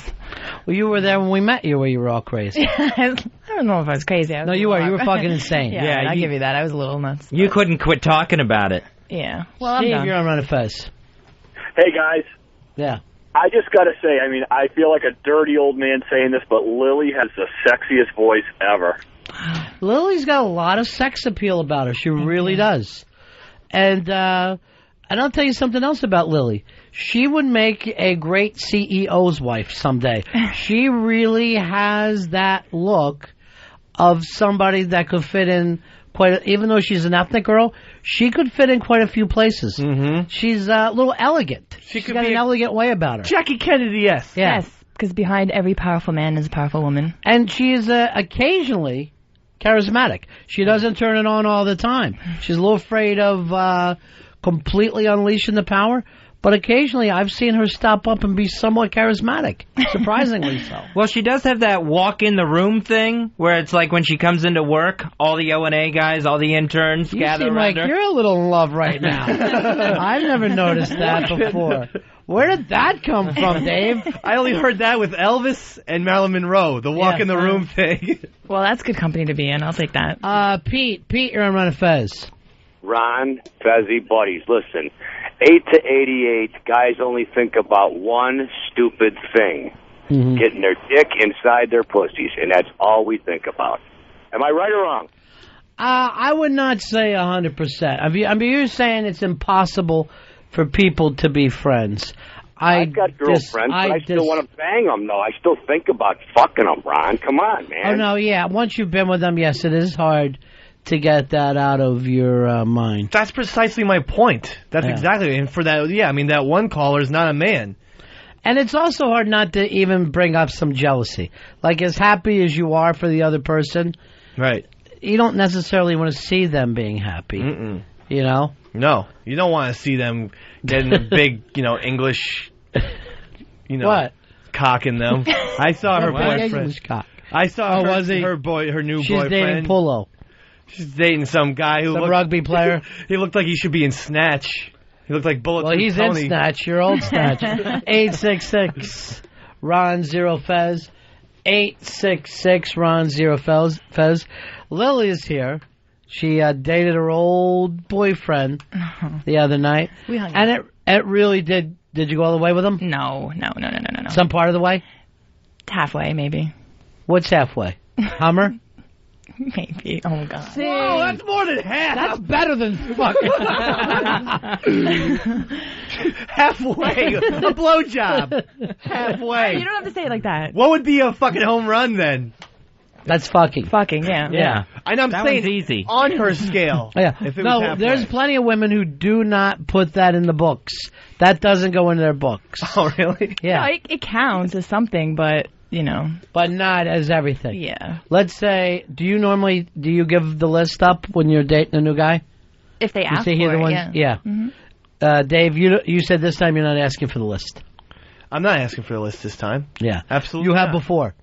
Yes, very much so. Why not ask this time? What do you? It's a different feeling. Yeah. It's a different thing. You're afraid to know. I don't blame you. That's not You're it. afraid to know. No. Don't ask. That's not it at all. Yeah. I feel like it's true love. I ain't fucking around. I don't need it. You're worried about blowing it this time. Because you've blown it every other time in your life. It's not, Yeah. I mean, obviously you're not married. You've blown it. Right. For what? Well, I mean, 2 of them had to fly back to their countries because they didn't have green cards. I don't see how that's Those are made up. They are so not made up. Oh, so you're not asking for the list this time? No, I'm not. Earl, do you ask for the list? No, but I have every situation I've been in, I've been asked. You've been asked. I've been asked. Are you honest with the list? Yes, I am. You never leave anything off the list? Nothing at all. That's because they want to know if Earl's gay. Yeah. You know what? I always leave anything off the list to pull on a train. Because you will find that with nice girls, that appalls them. You could never, I mean, maybe after a while, when she asks you one night when you're fucking, and it could be like, sexy talk. But generally, you don't want to say, oh yeah, one time me and 4 of my buddies banged this fat whore down in Hook. Where a guy would, see how you would laugh? Your girlfriend will never laugh at that story. Right. Because to her, it borders on, all the worst. I always ask. Now, do you kind of dig it a little bit, though? I need to know. Even though I know it's going to make me upset, I need to know. Because, I don't know, I have this thing where I need to know because I need to be number one. And I need to know what you've had before. So, therefore, I could be... But even when they go on, you want to know who the new person is, too. I noticed that about you. Yeah, sometimes, yeah. And that one really hurts. And that hurts, one's really bad. Because I'm like, how? I want to do that. When, you do that, well, where did you meet him? Then what did you talk about? Then what did you know what I mean? And that's the most pathetic a human being can be. Seriously, you could be fucking stealing money for dope and not look as pathetic as trying to find out about the new boyfriend. You're better off fucking sharing a needle with an AIDS junkie than you are sitting there going, what does he do for a living? How tall is he? Then you're the biggest fucking mongoloid in the world. Well, no one's going to buy that line, no, I'm happy for you. Well, you don't think you can be happy for another person? Not if you went out with them. I am, though. There's people I think after time... I'm very fucking happy for. Maybe time will heal me, but I don't see, with my situation, I wouldn't be happy. I think it all depends on what your own happiness is. If you're happy, you can probably say, yeah, I'm happy for that other person. So you have to be happy yourself? I would. I'm going to disagree. I really am. If you really do love that person, if you have love for them, you really do want them to be happy. Even if it hurts you. Right. That's fucking love. The other thing that you're talking about is competition, or it's, just your own petty fucking ego. But to have real love for someone is for them to be put first. Yeah. That just goes to a jealousy thing. But I would think that's probably the more likely thing. If you're in a bad place, yeah, go ahead. Hard to feel happy for someone else.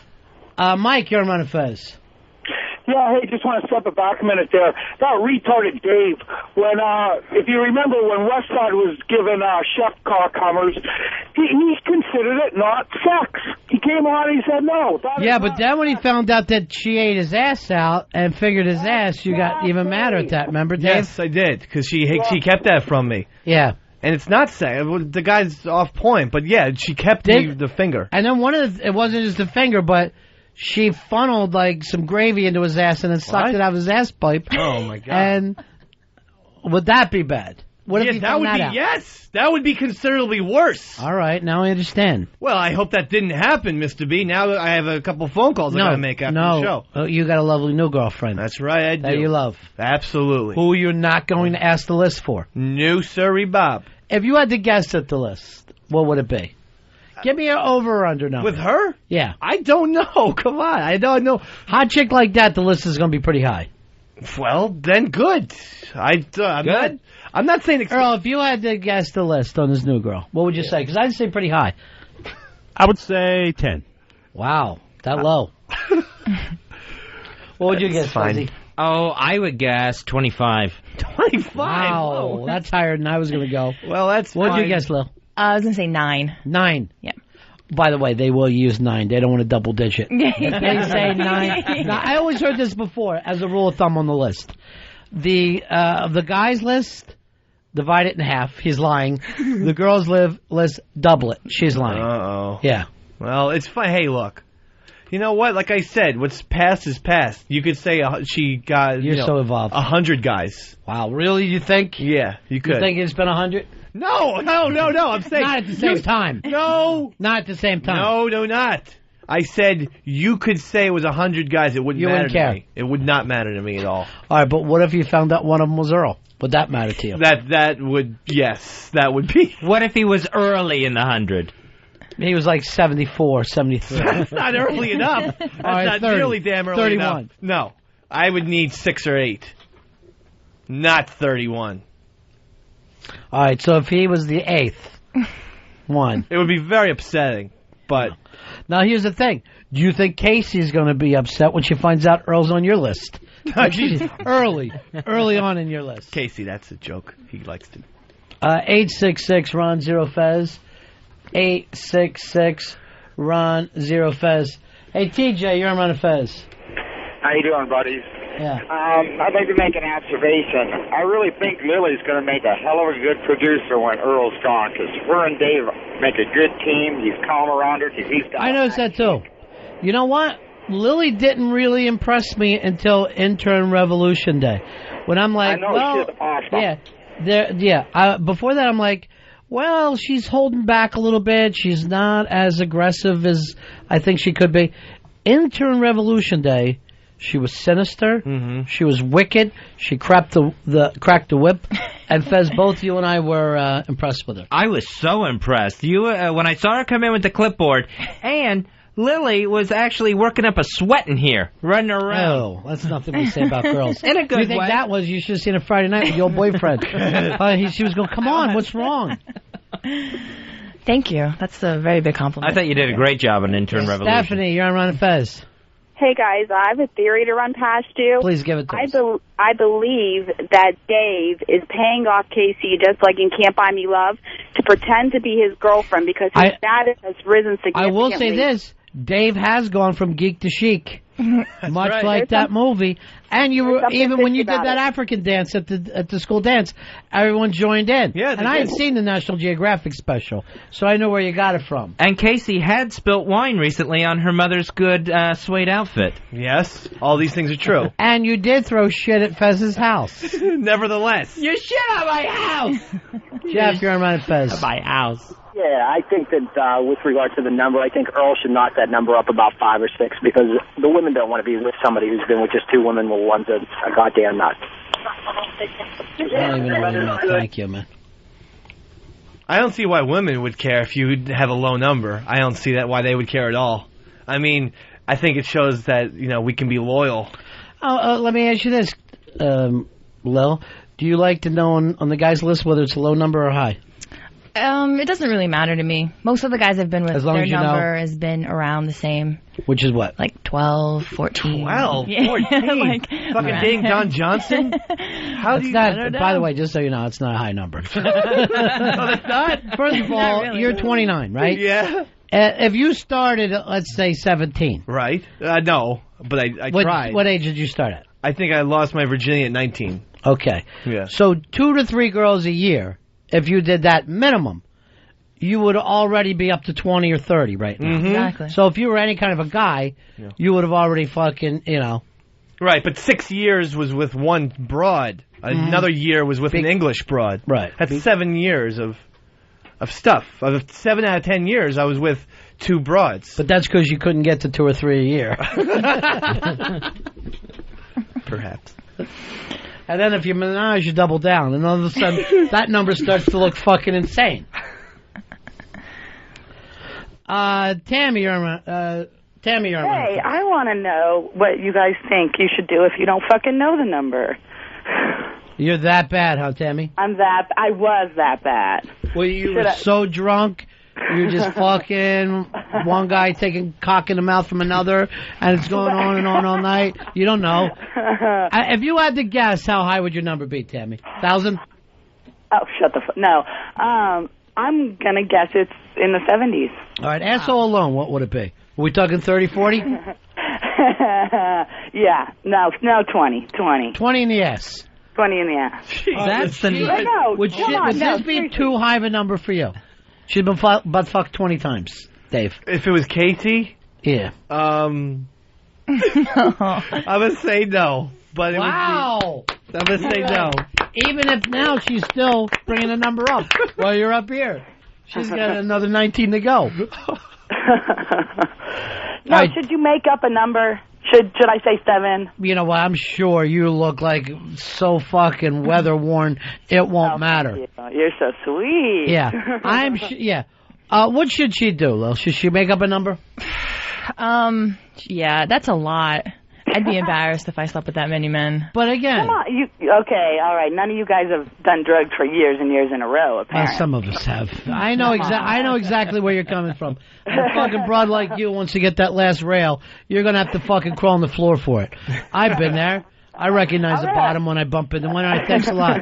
Yeah. All right, bye. Good news and bad news. Bad news is we got one more rail left. Good news is you're fucking doing it off my balls. Now get over here, whore. Crawl. Whoa. And open for the spit. Open for the fucking spit!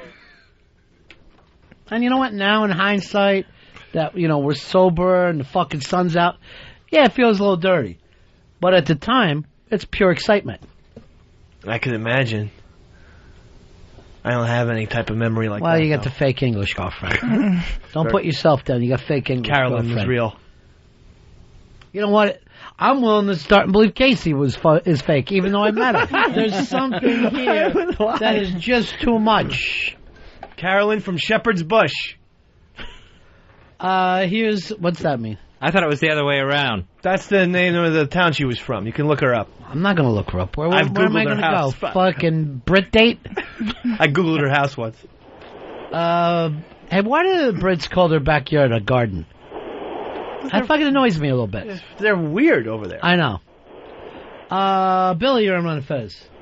Hey, I just wanted to ask Fez, does it matter to you how many guys your boyfriends have you been with? I don't have boyfriends, Billy. And I don't think I would ask for a list anyway. That's right. I don't believe I would. That's a list you probably don't even want to know about. I disagree. I think you got to know. Why? Yep. Turns you on. Then what do you do? Then what's your uncle do? That fucking bad man. Bad man. Call me uncle. And I think with that you're able to work through these things, and then that helps her take control, and she's able to deal. Ed, you're on Ron and Fez. Yeah, Dave, how many dogs is acceptable for Casey? See, hurtful. He did. Because hurtful. What he did before. You got a reputation. That was a New Year's Eve incident. Drunk. Only happened once. Thank you. So where are we on this? What have we decided? Well, what exactly are we talking first of all, Lily's back with her old boyfriend, but not for real. Just somebody to fool around with. Is that healthy, unhealthy for her? Fez? I would say unhealthy. I think she knows there's no future there, and it's kind of a looking backwards thing. I would say unhealthy. I think it's perfectly healthy. Ride the tide. If you're not with someone and you're kind of he's around and there's an attraction. Why don't you rub her feet while she's doing this, Earl? Because that's what you really want to do. What do you think, Dave? Unhealthy. She's going to be dropped like a bad habit within 17 days. Here's the thing. No. Why does something have to last forever for it to be healthy? Why do we why we set up this lie that it has to be Prince Charming for it to work? You're fucking having a regular Friday night. You got nowhere else to go. God knows you got nowhere else to go. Why not? What's the big deal of spending time with someone she likes? Maybe her life isn't going to be just one person. Maybe it's going to be a series of people. Maybe it'll be a series of people for a while, and then one. I think it's bullshit. This whole there's some super person out there for you. Yeah, I more so am believing that now. But I want to disagree with you about him dropping me, Dave, because I have the power now for the first time in our entire relationship. Because he was always the one who had the power, and it was like when he wanted it and when he didn't want it. And now I have the power, and I like it. But you still have to dress up the way he wants you to. Yeah, you have the power while you're stuck. I'm finally in yeah, but again, what difference does it make? Maybe she is exploring and finding out things about herself with this. Who says that she's got to be fucking, marrying the guy or whatever? It doesn't matter. But she seems like she wants a connection, a long-standing connection. I didn't hear her say that. Well, not from him. I do eventually want that. That's ultimately what I'm looking for, but I know it's not going to be with him. I know that, but I'm just killing some time right now. All right. What the hell? What's wrong with killing time? If that's what you're doing, then that's fine. It's like going to the batting cages, I guess. But I thought you were trying to, rekindle a actual relationship. That's the weird thing about you, Dave. You've never just dated for fucking fun. Right. You're going from one relationship to the next. No. And you're terribly in love right now. Yeah, no, I think my first girlfriend, again, not made up. Is that your cousin? That's no, she was the Irish one. Again, a real-life human.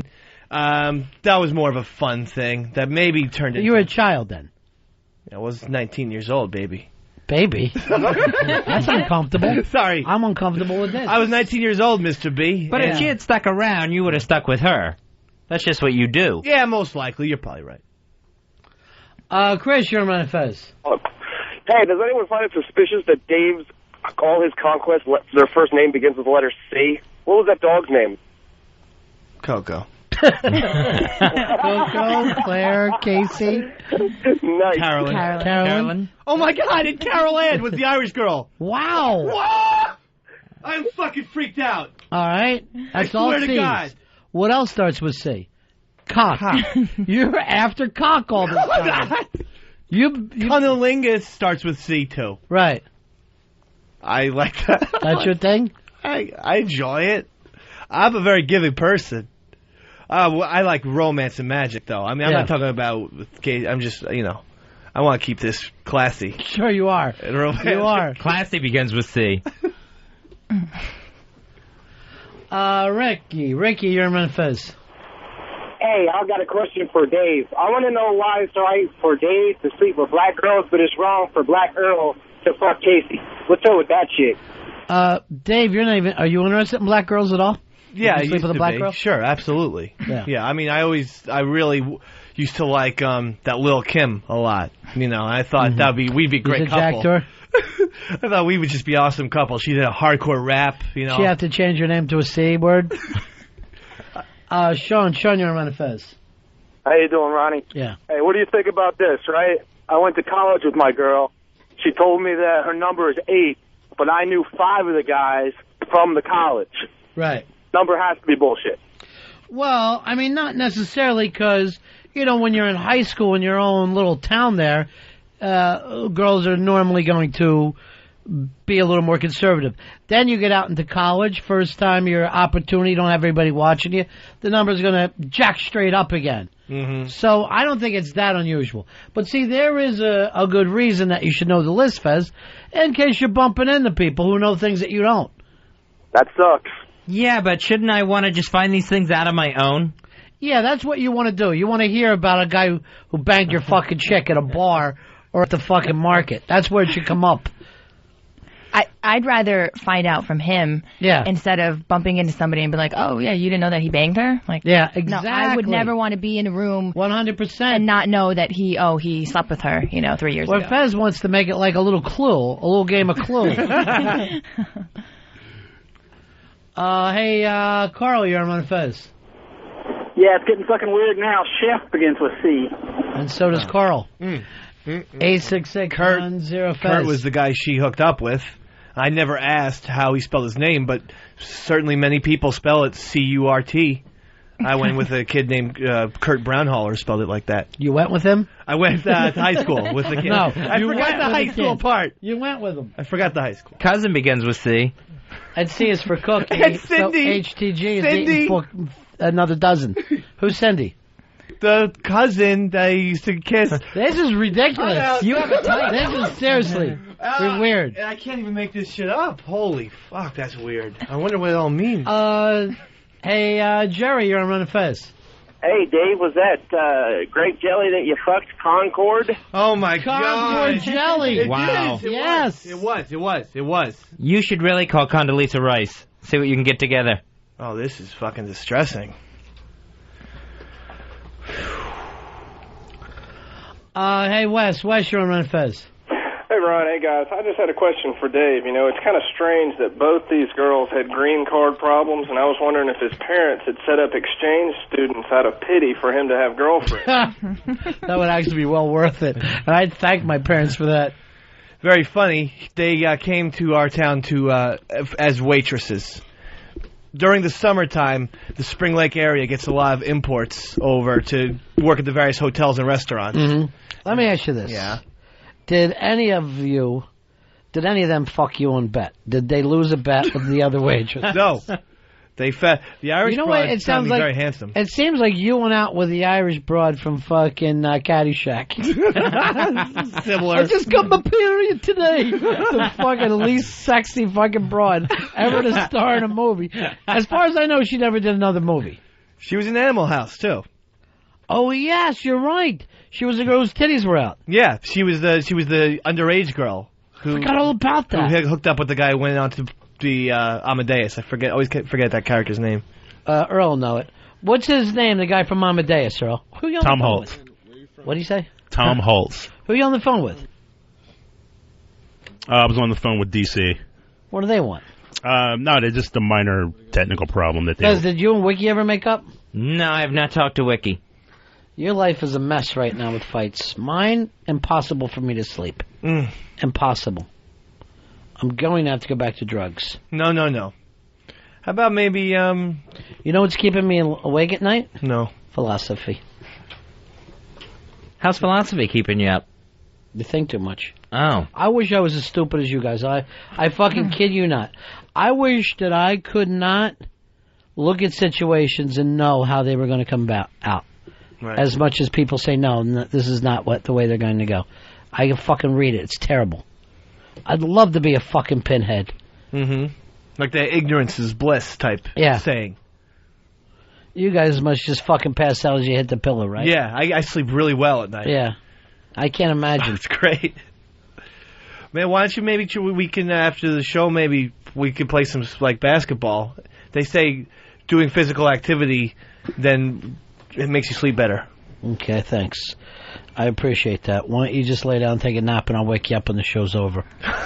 That's nice that you're thinking about me. No, I mean, I'm trying to solve this. I'm with you 100%. I actually I don't want to see you suffer. Thank you. The thing is, again, the way I play basketball, different. Oh. Most coaches don't like my style. Oh. I don't dribble. I put the ball in the air. I put it right up as soon as I get it. You shoot the rock. Also, what I've noticed is that when our basket, always unguarded when we have the ball. I'll turn around, pick up an easy two there. Wait a second. Coaches, bitch. I still say put that down as my score. No matter where you're putting it. No, you're scoring for the other team. Another thing in football. I would blitz before snap. So, senior year, 45 sacks. Quarterback never once had the ball yet. That, I believe, is a fucking record. No, they're not official sacks. There's a guy on the fucking ground. Yeah. Mom laying on top of him. Yes. Sack. 3 times it was a safety with it. One time I tackled him in the fucking locker room. Sack. In baseball, I will break up the double play by sliding into the pitcher if I need to. I will take the pitcher out. Right. He's not actually involved in the double play. Not when I'm done with him. You're absolutely right. I will take him completely out. See, this is fucking stupidity. I'm not asleep. I'm just fucking rambling on. I think it's interesting how you play your sports. You know what? I heard the show. No, I'm just going to let you guys talk. What were you guys talking about? Just life in general, and relationships, and how it all ends. Asking people for their lists. Or not. I wouldn't do it. I wouldn't do it for a heartbeat. You know? Did it. You did it your whole life. You're just afraid now. Okay, yeah, you're right about that. I don't. All right. Why you ask for half a list? The buck stops here. I think Dave. I think the reason that Dave's not asking Casey for her list is he's afraid to know. Because he thinks that if it's something that he doesn't want to know, that it might change the way he feels about it. Because he's in love with her right now. So if it's something that he doesn't like, or if it's a number that's too high for him, it might change the way he feels. Honestly, I only think the number that would be too high is a number like that Tammy, like 75. All right. Don't ask then. I highly doubt. What is the thing on her arm that she had erased? Whose name was on her arm? Isn't it? Didn't she have a tattoo that's kind of... Oh, no. I didn't know about that. I know she has a tattoo with, like, some, she has got 2 tattoos, but I don't... Doesn't it look like that's a re-tattoo over something? Like maybe it was a guy's name? I never thought about that. I don't know. What's it a tattoo of? I believe it says greed. I think under it said Reed. I think it's somebody named Reed. Yeah, not the guy from Fantastic Four. No. Keith, you're on Ron and Fez. What's going on, boys? Hey, talk about weird numbers. I'm at a party with like 30 people, and there's 5 girls talking to each other, and I fucked 4 of them. Talk about being put in a weird situation, huh? That's the best ever. Everybody wants to be now. For girls, it's probably not as interesting. No, it's a bit uncomfortable. Mallory, you're on Ron and Fez. Hey, what's going on, guys? Yeah. Hey, you got to put things in Dave's perspective so he understands. He's like the bizarro, he loves comics. He's like the bizarro Patrice O'Neill. He's white, he's boring, doesn't know shit about anything. He's like the bizarro Patrice O'Neill for y'all's show. I'd rather hear your sports stories than listen to any more of Dave's damn ramblings about some dumb... Fuck you! How about that? What is with people today? You fucking only Mr. B slept wrong. Doesn't give every fucking caller the right to think they slept wrong. You fucking negative cocksucker. Here's what you don't understand, Dave. Yes. I will never sleep again. I know this now. Oh, really? My time of sleeping is over. Wow. I am here to suffer in this world. I'm here to suffer for you, for your sins. Wow. Like Jesus? Better than Jesus. Like if Jesus was quick and somewhat interesting.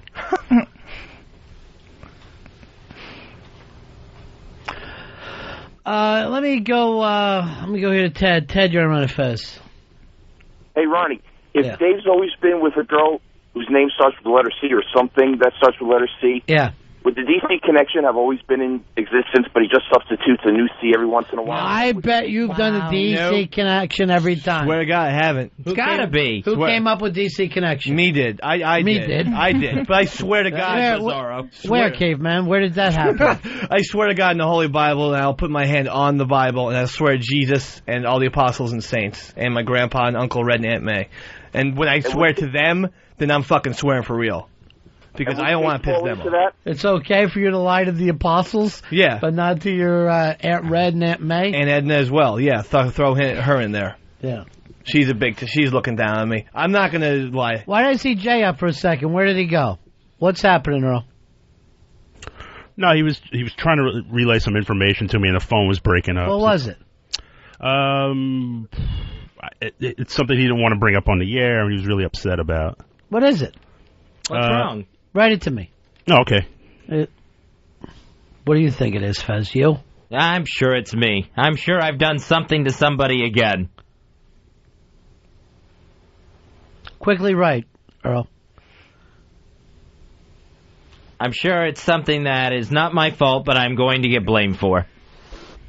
Do you think that could just be your ego playing in?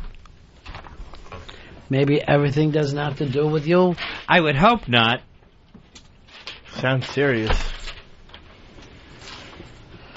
Yep, it is you, Fez. It's me? Mm-hmm. I'm not going to ask you what it is, but... Let's just say you've heard another innocent person. Really? Yep. Now, I don't recall hurting innocent people. Well, sometimes you got to think before you bring things from home. Oh, okay. Not anything at Jace. I won't leave it at that. Oh, okay. Jeez. Here's Fuzzy. Fuzzy, you're on Ron and Fez. Hey, what's up, guys? How are you? Lost you. All right, it's the Ron and Fez show. Let's do one break, come back and end the show. Ron and Fez. Fezzy. The Ron and Fez show. XM 202.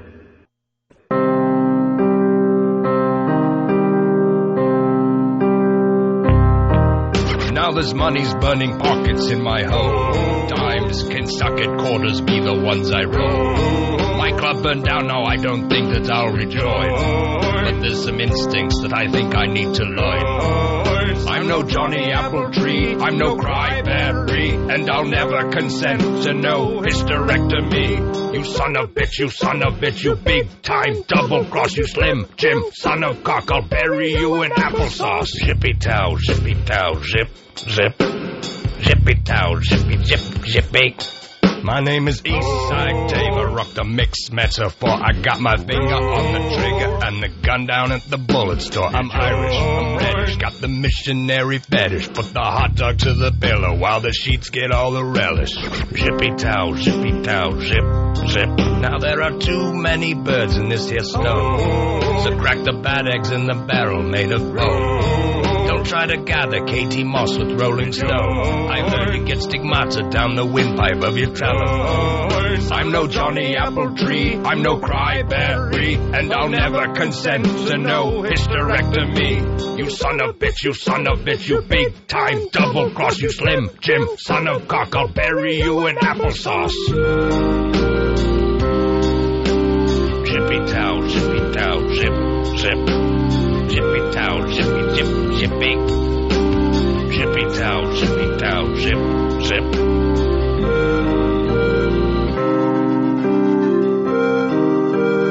Back with the Ron and Fez show. That's the latest from Sleeves, the mixed metaphor. You can check out all the Sleeves songs on RadioGhost.com. That's RadioGhost.com.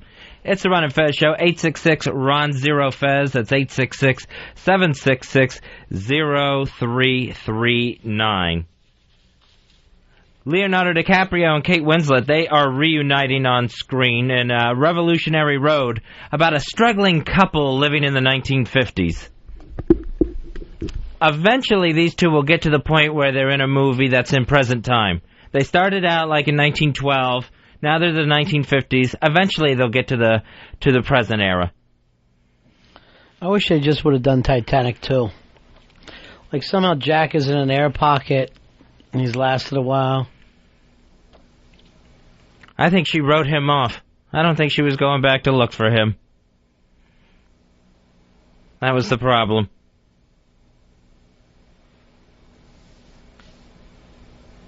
Sheepy was saying he's getting a part-time job at a comic book store. So I know he's been thinking about that for a while. He always hangs out at the comic book store, and I guess now he's getting a part-time gig there. Now, if money wasn't an issue, what would be a dream job for you? What's that? I said if money wasn't an issue, what would be a dream job? Oh, you mean something I would want to do every day? Yeah, yeah, exactly. You know, I kind of guess I'm doing it. You know, I don't really want to do anything but hang around and talk. Right. And I guess I would be a tour guide. Some kind of guide, guiding people around through, I don't know, rapids or something. Whatever the area was, that would be fun for me. That would be cool, because people love tour guides. Not necessarily. I've never liked one I've ever had. Really? Yeah. I always thought that the job was done poorly. I always thought most tourists, they usually end up clapping at the end of these things, and they hang on the guy's every word. Hey, Jeff, you're on Ron and Fez. Hey, buddies. Hey, can Fezzy give out the phone number again? I didn't get it the first 20 times. Must be a verbal crutch today. I think I would probably maybe have like some community theater group or something. If money was no object. Hey, did Jay call back, Earl? No, he did not. Fez is going to call him after the show. All right, but he was upset. And we got that. I understand now, Earl.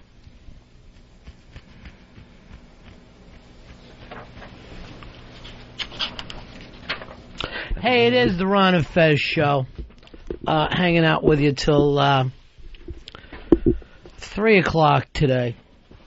Eastside Dave, a long weekend in. Earl, what'd you do all weekend? Saturday, I kind of went out and about. I took some shots. I basically walked around the city a little bit. You know, I got a camera myself for Christmas, and I haven't used it yet.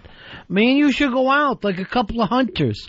Well, you know what we'll start, Earl? We'll start hanging out in front of Nobu 57 with the other guys and just snapping pictures. Every time we come out of there, they're all waiting. The paparazzi is waiting for somebody. Yeah, De Niro was just seen over there again. That's his joint, right? Yeah, but still, he doesn't seem to go to this one a lot. He goes to the downtown one much more. Oh, is that right? Oh, yeah, well, that's where he lives. He's a Tribeca guy. Tom, you're on Ron and Fez. Hey, Ronnie, listen, I inspect houses for a living. I think you'd probably be good as a tour guide for celebrity houses. Now, where did you do this at? Oh, I work in Westchester County. I go to all sorts of people, poor, rich, famous, not famous, infamous. Yeah, I would love, I think it would be a lot of fun. You're just sitting there rapping. It's the same thing as they're doing here. Martin, you're on Ron and Fez. Hey, Ron, I wanted to let you know you're already a tour guide. You're my tour guide to life. God bless you, Martin. But you know what? Since I don't sleep anymore, give up listening to anything that I have to be saying. I'm willing to say this. By the end of the week, if I don't pick up sleep, I am going to be in worse shape than Fez. I will be at the same nut hut. As a matter of fact, bring me back papers tomorrow, Fez. I need to be hypnotized and put to sleep. Glenn, you're on Ron and Fez. I'd like to spin records myself. Here's Plastic Bertrand with Sat Blat Boom Wah.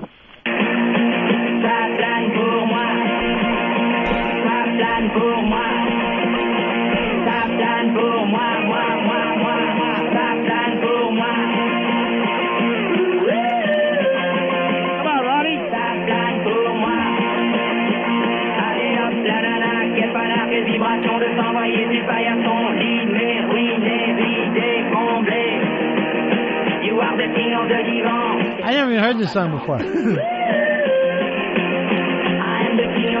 Sometimes I just like to write the Who, the backward swastika, the number 69, the Who. When Mighty Horse rocks, he rocks a fat ass. When Mighty Horse rocks, he rocks a fat ass.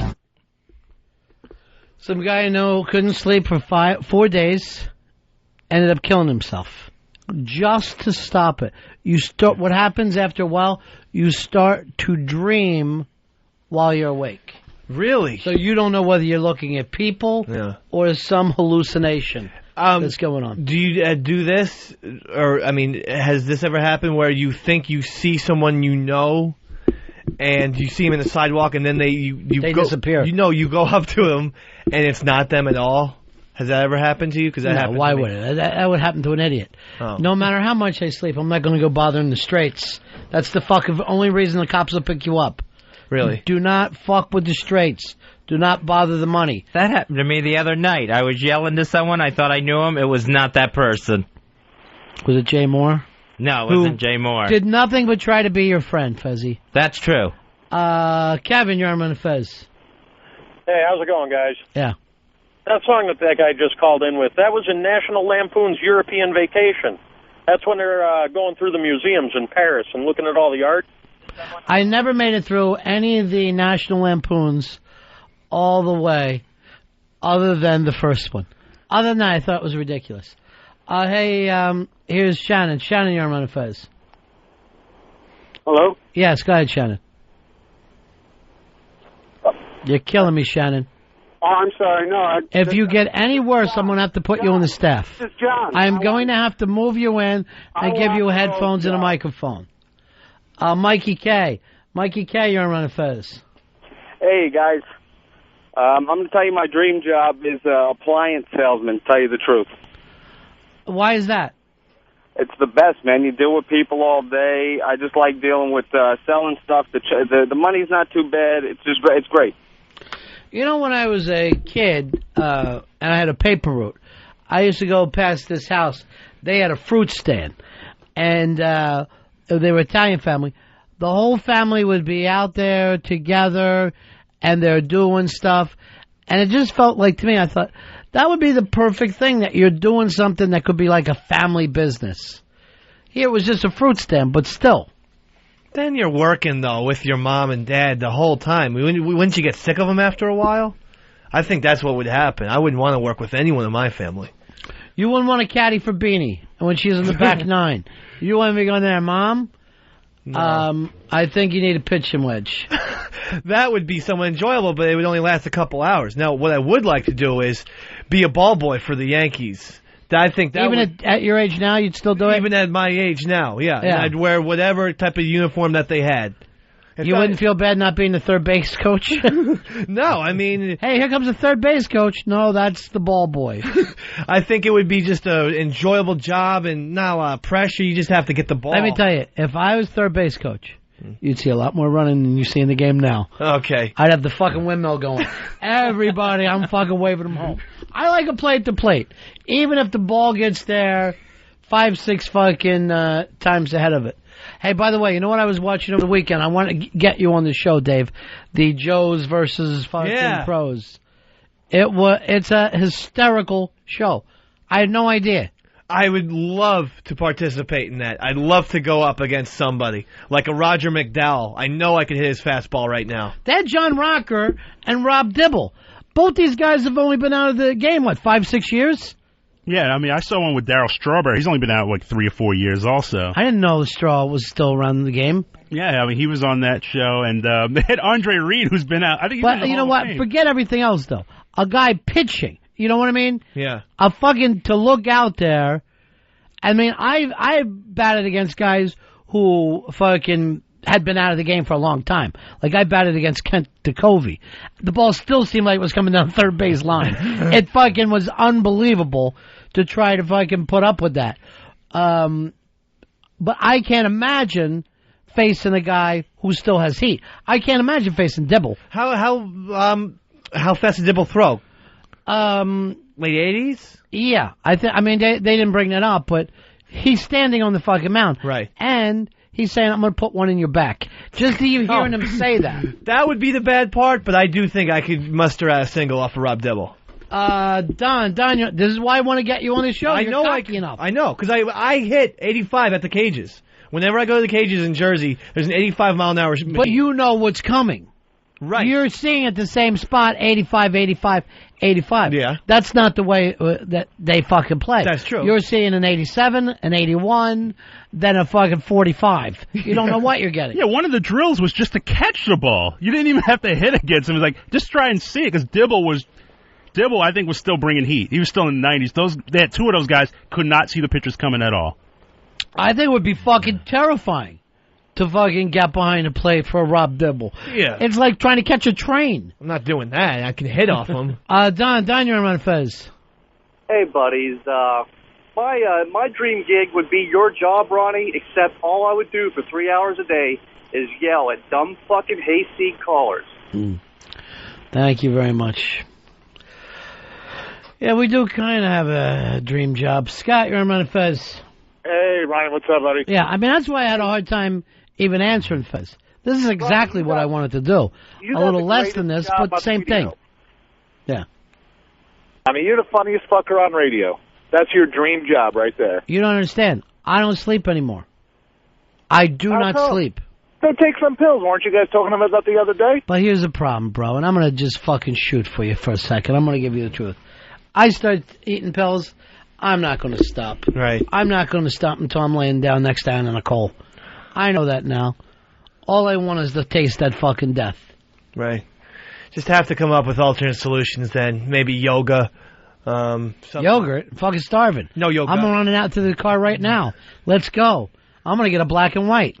I saw these things in the grocery store, flavored milks. Has anyone ever heard of this? Speaking of yogurt, it was like blueberry-flavored milk, strawberry-flavored milk. Chocolate milk, strawberry milk? Yeah, it's been around a while. Yeah, but this was like flavors like cherry milk that I had never heard of before. Hey, Matt, you're on Ron and Fez. Yeah, my dream job would be to make little girls and celebrities mad at me all the time. Apparently, I'm on my way to his dream job. You're mean to the women in people's lives, Fezzy, and you're not going to make friends that way. No. In fact, apparently I'm losing them. Well, remember what KOP wrote the other day. How it's so funny you treat Jay Moore worse than you treat Elfish. And you kind of did. And then his chick couldn't have been nicer to you. Yeah, she's the absolute sweetest. She's very, very nice. So, I gotta straighten some things out. It's never maliciously. That's why I wonder about, like, the autism or the other thing. You know, where it's just like I don't realize that these things are being, construed as malicious. Or at the very least, inappropriate. Yeah, taking a little girl's part of the show and changing it and doing a lisp to sound like her. Yeah, I am sure that came back shocking that hurt feelings. That's what she was for. HTG has no problem sleeping, no, do you? Go ahead. Go off dreaming. You don't have a problem in the world. She needs rest. You got a busy day. Yeah. A lot of soup. A lot of Mexican. I saw a bag of something, too. I think it was peanuts or almonds. Just carrying the giant dishes has got to wear her out. Chip, you're on Ron and Fez. Ronnie, I know some of your background. Are you able to take anything as far as sleep's concerned over the counter? I don't like to start playing those games, my friend. How about something called melatonin? No. This isn't like a Tylenol. No, I know what the melatonin is. My problem with that is it's a weird head thing that happens. Okay, buddy, because this is all natural type shit, though, too. Yeah, so's pot. But I can't fucking smoke a joint every time I want to. Hash is fucking natural. Mushrooms are natural.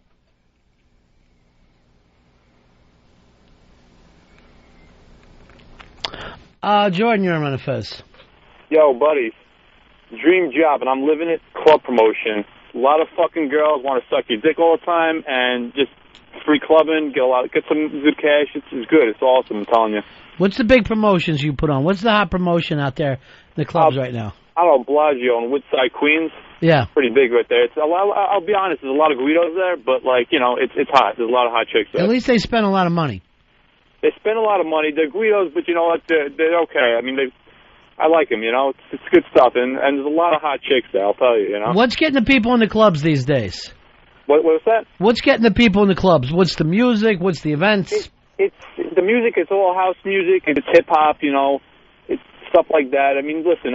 Honestly, like what we do, we always get the hot girls in the clubs first, so that way when the guys get in there, they stay in the clubs. Yeah. I mean, no one wants to go to a cockfest. You don't want to go inside a club. Well, Fezzy's here. Fezzy, whatever. But usually, guys want to go in there, want to see some chicks, and they'll stay in there, have a couple of drinks, and that gets people in there. I mean, that's what makes a club hot right now, Thank you very much, my friend.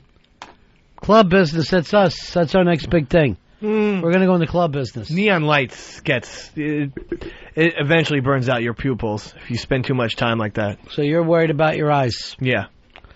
Jeff, you're on Ron and Fez. I'd have to say my dream job, I'd be somebody like Jay Moore because I'd be funnier than I really am. I'd be married to Nikki Cox, and I'd have a good friend like Fez. Well, guess not. Ouch. Gotta go. That hurts.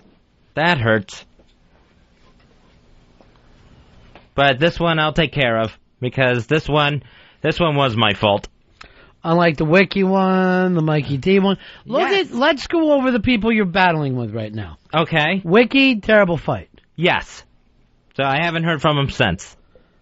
Well, you did. You got an email because it was also sent to me. All Did right. you answer that? No, I didn't answer that. That was him putting his hand out. Say, it didn't seem like that to me. Bruno Kirby, you've got to fight with. Bruno Kirby's just a scumbag, and I will always fight with him. Mikey D, you've got to fight back with. That was Mikey D's doing. He's the one who horned... All I did was complain that he horned in on Polo's movie Gap.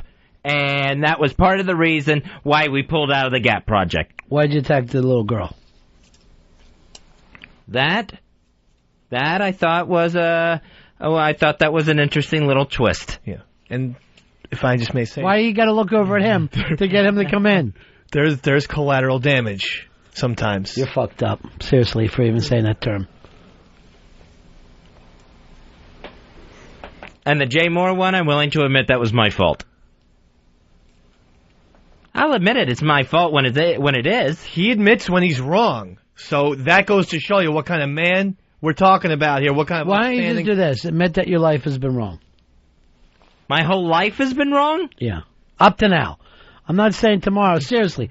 I'm totally serious about this. Before you go in and see your therapist, stop doing that. I don't think turning around. I don't think me nuts.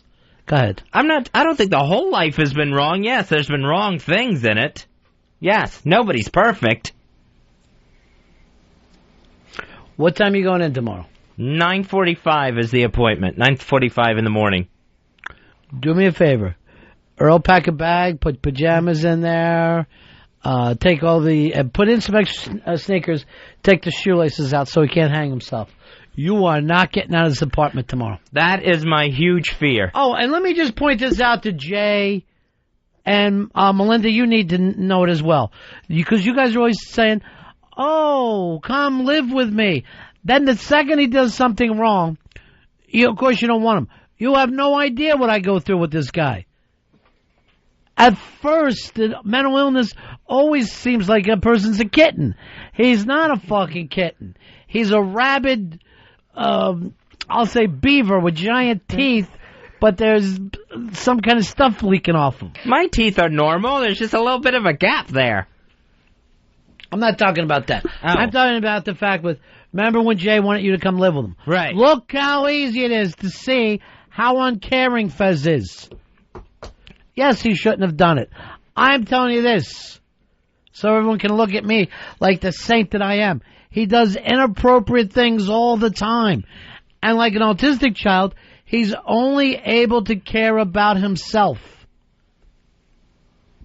Well, I admit that part of my life's been wrong. He's a rabid beaver. It's not his fault. He needs to be put down. Hopefully, God willing, they'll do this tomorrow.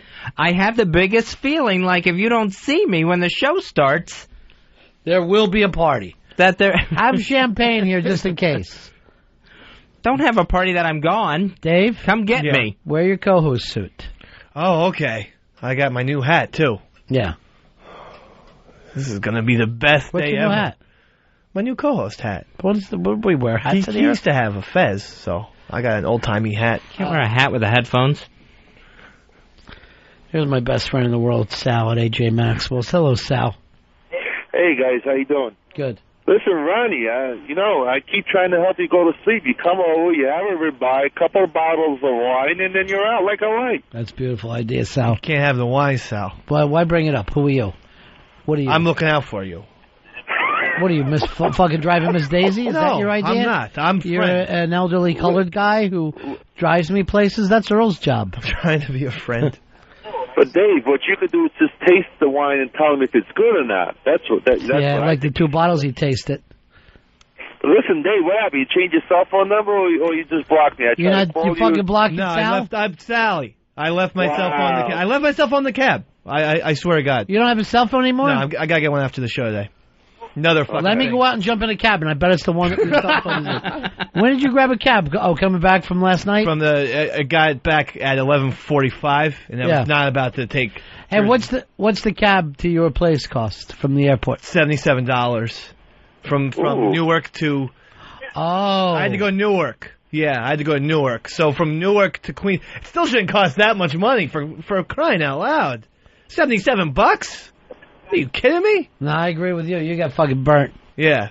So they took me for every penny. I actually had $76 in my wallet. And the guy's like, I'll give you a deal. I'm like, yeah, thanks a lot. And no tip for him. No tip? I ain't fucking tipping anybody who's charging me $77 for a fucking ride. Imagine if your friend said, drive me over to Newark. Sure, for $77. You go, you're an animal. It's right there. They were even going to charge me like $55 from Newark to 34th Street. Yeah, that's what they charge. If you were doing the airport right now from the city is $45 from anywhere in the city. Preposterous. And that's the JFK. Really? Yeah. Yeah, see, I mean, I had no idea it was that much money. But I mean, from 34th to Newark Airport. You know what I do? I unleash the rabbit beaver on him. All right, Sal, we're going to come see you, buddy. Stop by. And listen, have Dave give me a new cell phone number or number Poland. It's going to be the same number, Sal. It's going to be the same number. Get the number. Call Sal back. All right. I already deactivated my phone, and I'm going to get a phone after the show. It'll be all right. Have a good one, guys. I'll see you soon. Thanks, Sal. See if he has like some wheelchair access. Okay. Maybe we should take Alki there. That's a good idea. Now I got to come up with a van now. According to French, I got to come up with a van. The thing that sucks about losing your cell phone, all the contacts are gone. It's embarrassment. It's really upsetting. It's like somebody has your mother's number now and could call her and start jacking off on the phone. There's nothing you can do about it. It's really upsetting. I don't have your guys' phone number. I don't have anybody. So it's like a fresh start, really. I don't look at it that way. Satellites gone way up to Mars. All right, that's it for us. We'll be back here tomorrow, God willing. As of right now, my soul hurts. But you guys covered for me today. My boys. No. Tried to, but I guess we didn't succeed. What? Chicken what makes soup. You say that? We weren't the chicken soup. Chicken soup for my soul. We weren't the chicken soup for your soul that we tried to be. What about you? Did you even notice? Yeah, I feel like I didn't carry the ball. Or even get in the game. I was in the game. I just didn't play. Did you sweats off? I didn't play well. Did you take your sweats off? Yeah, I took the sweats off. I just didn't play well. Disgusting. Do you think he took his sweats off? He's got no pants over there in the producer's booth.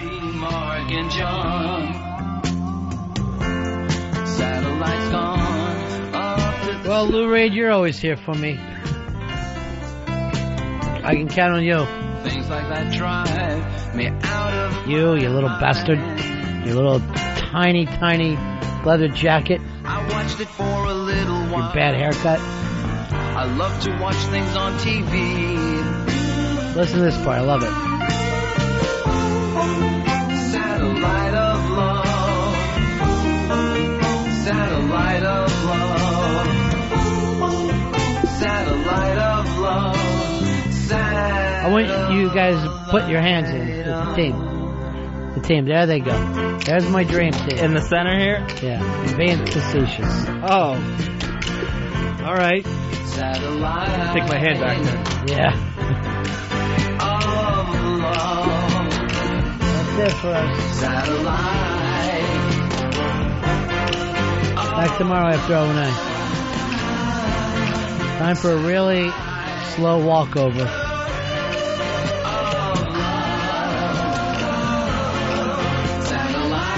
God bless. That's the end of my show. Donk.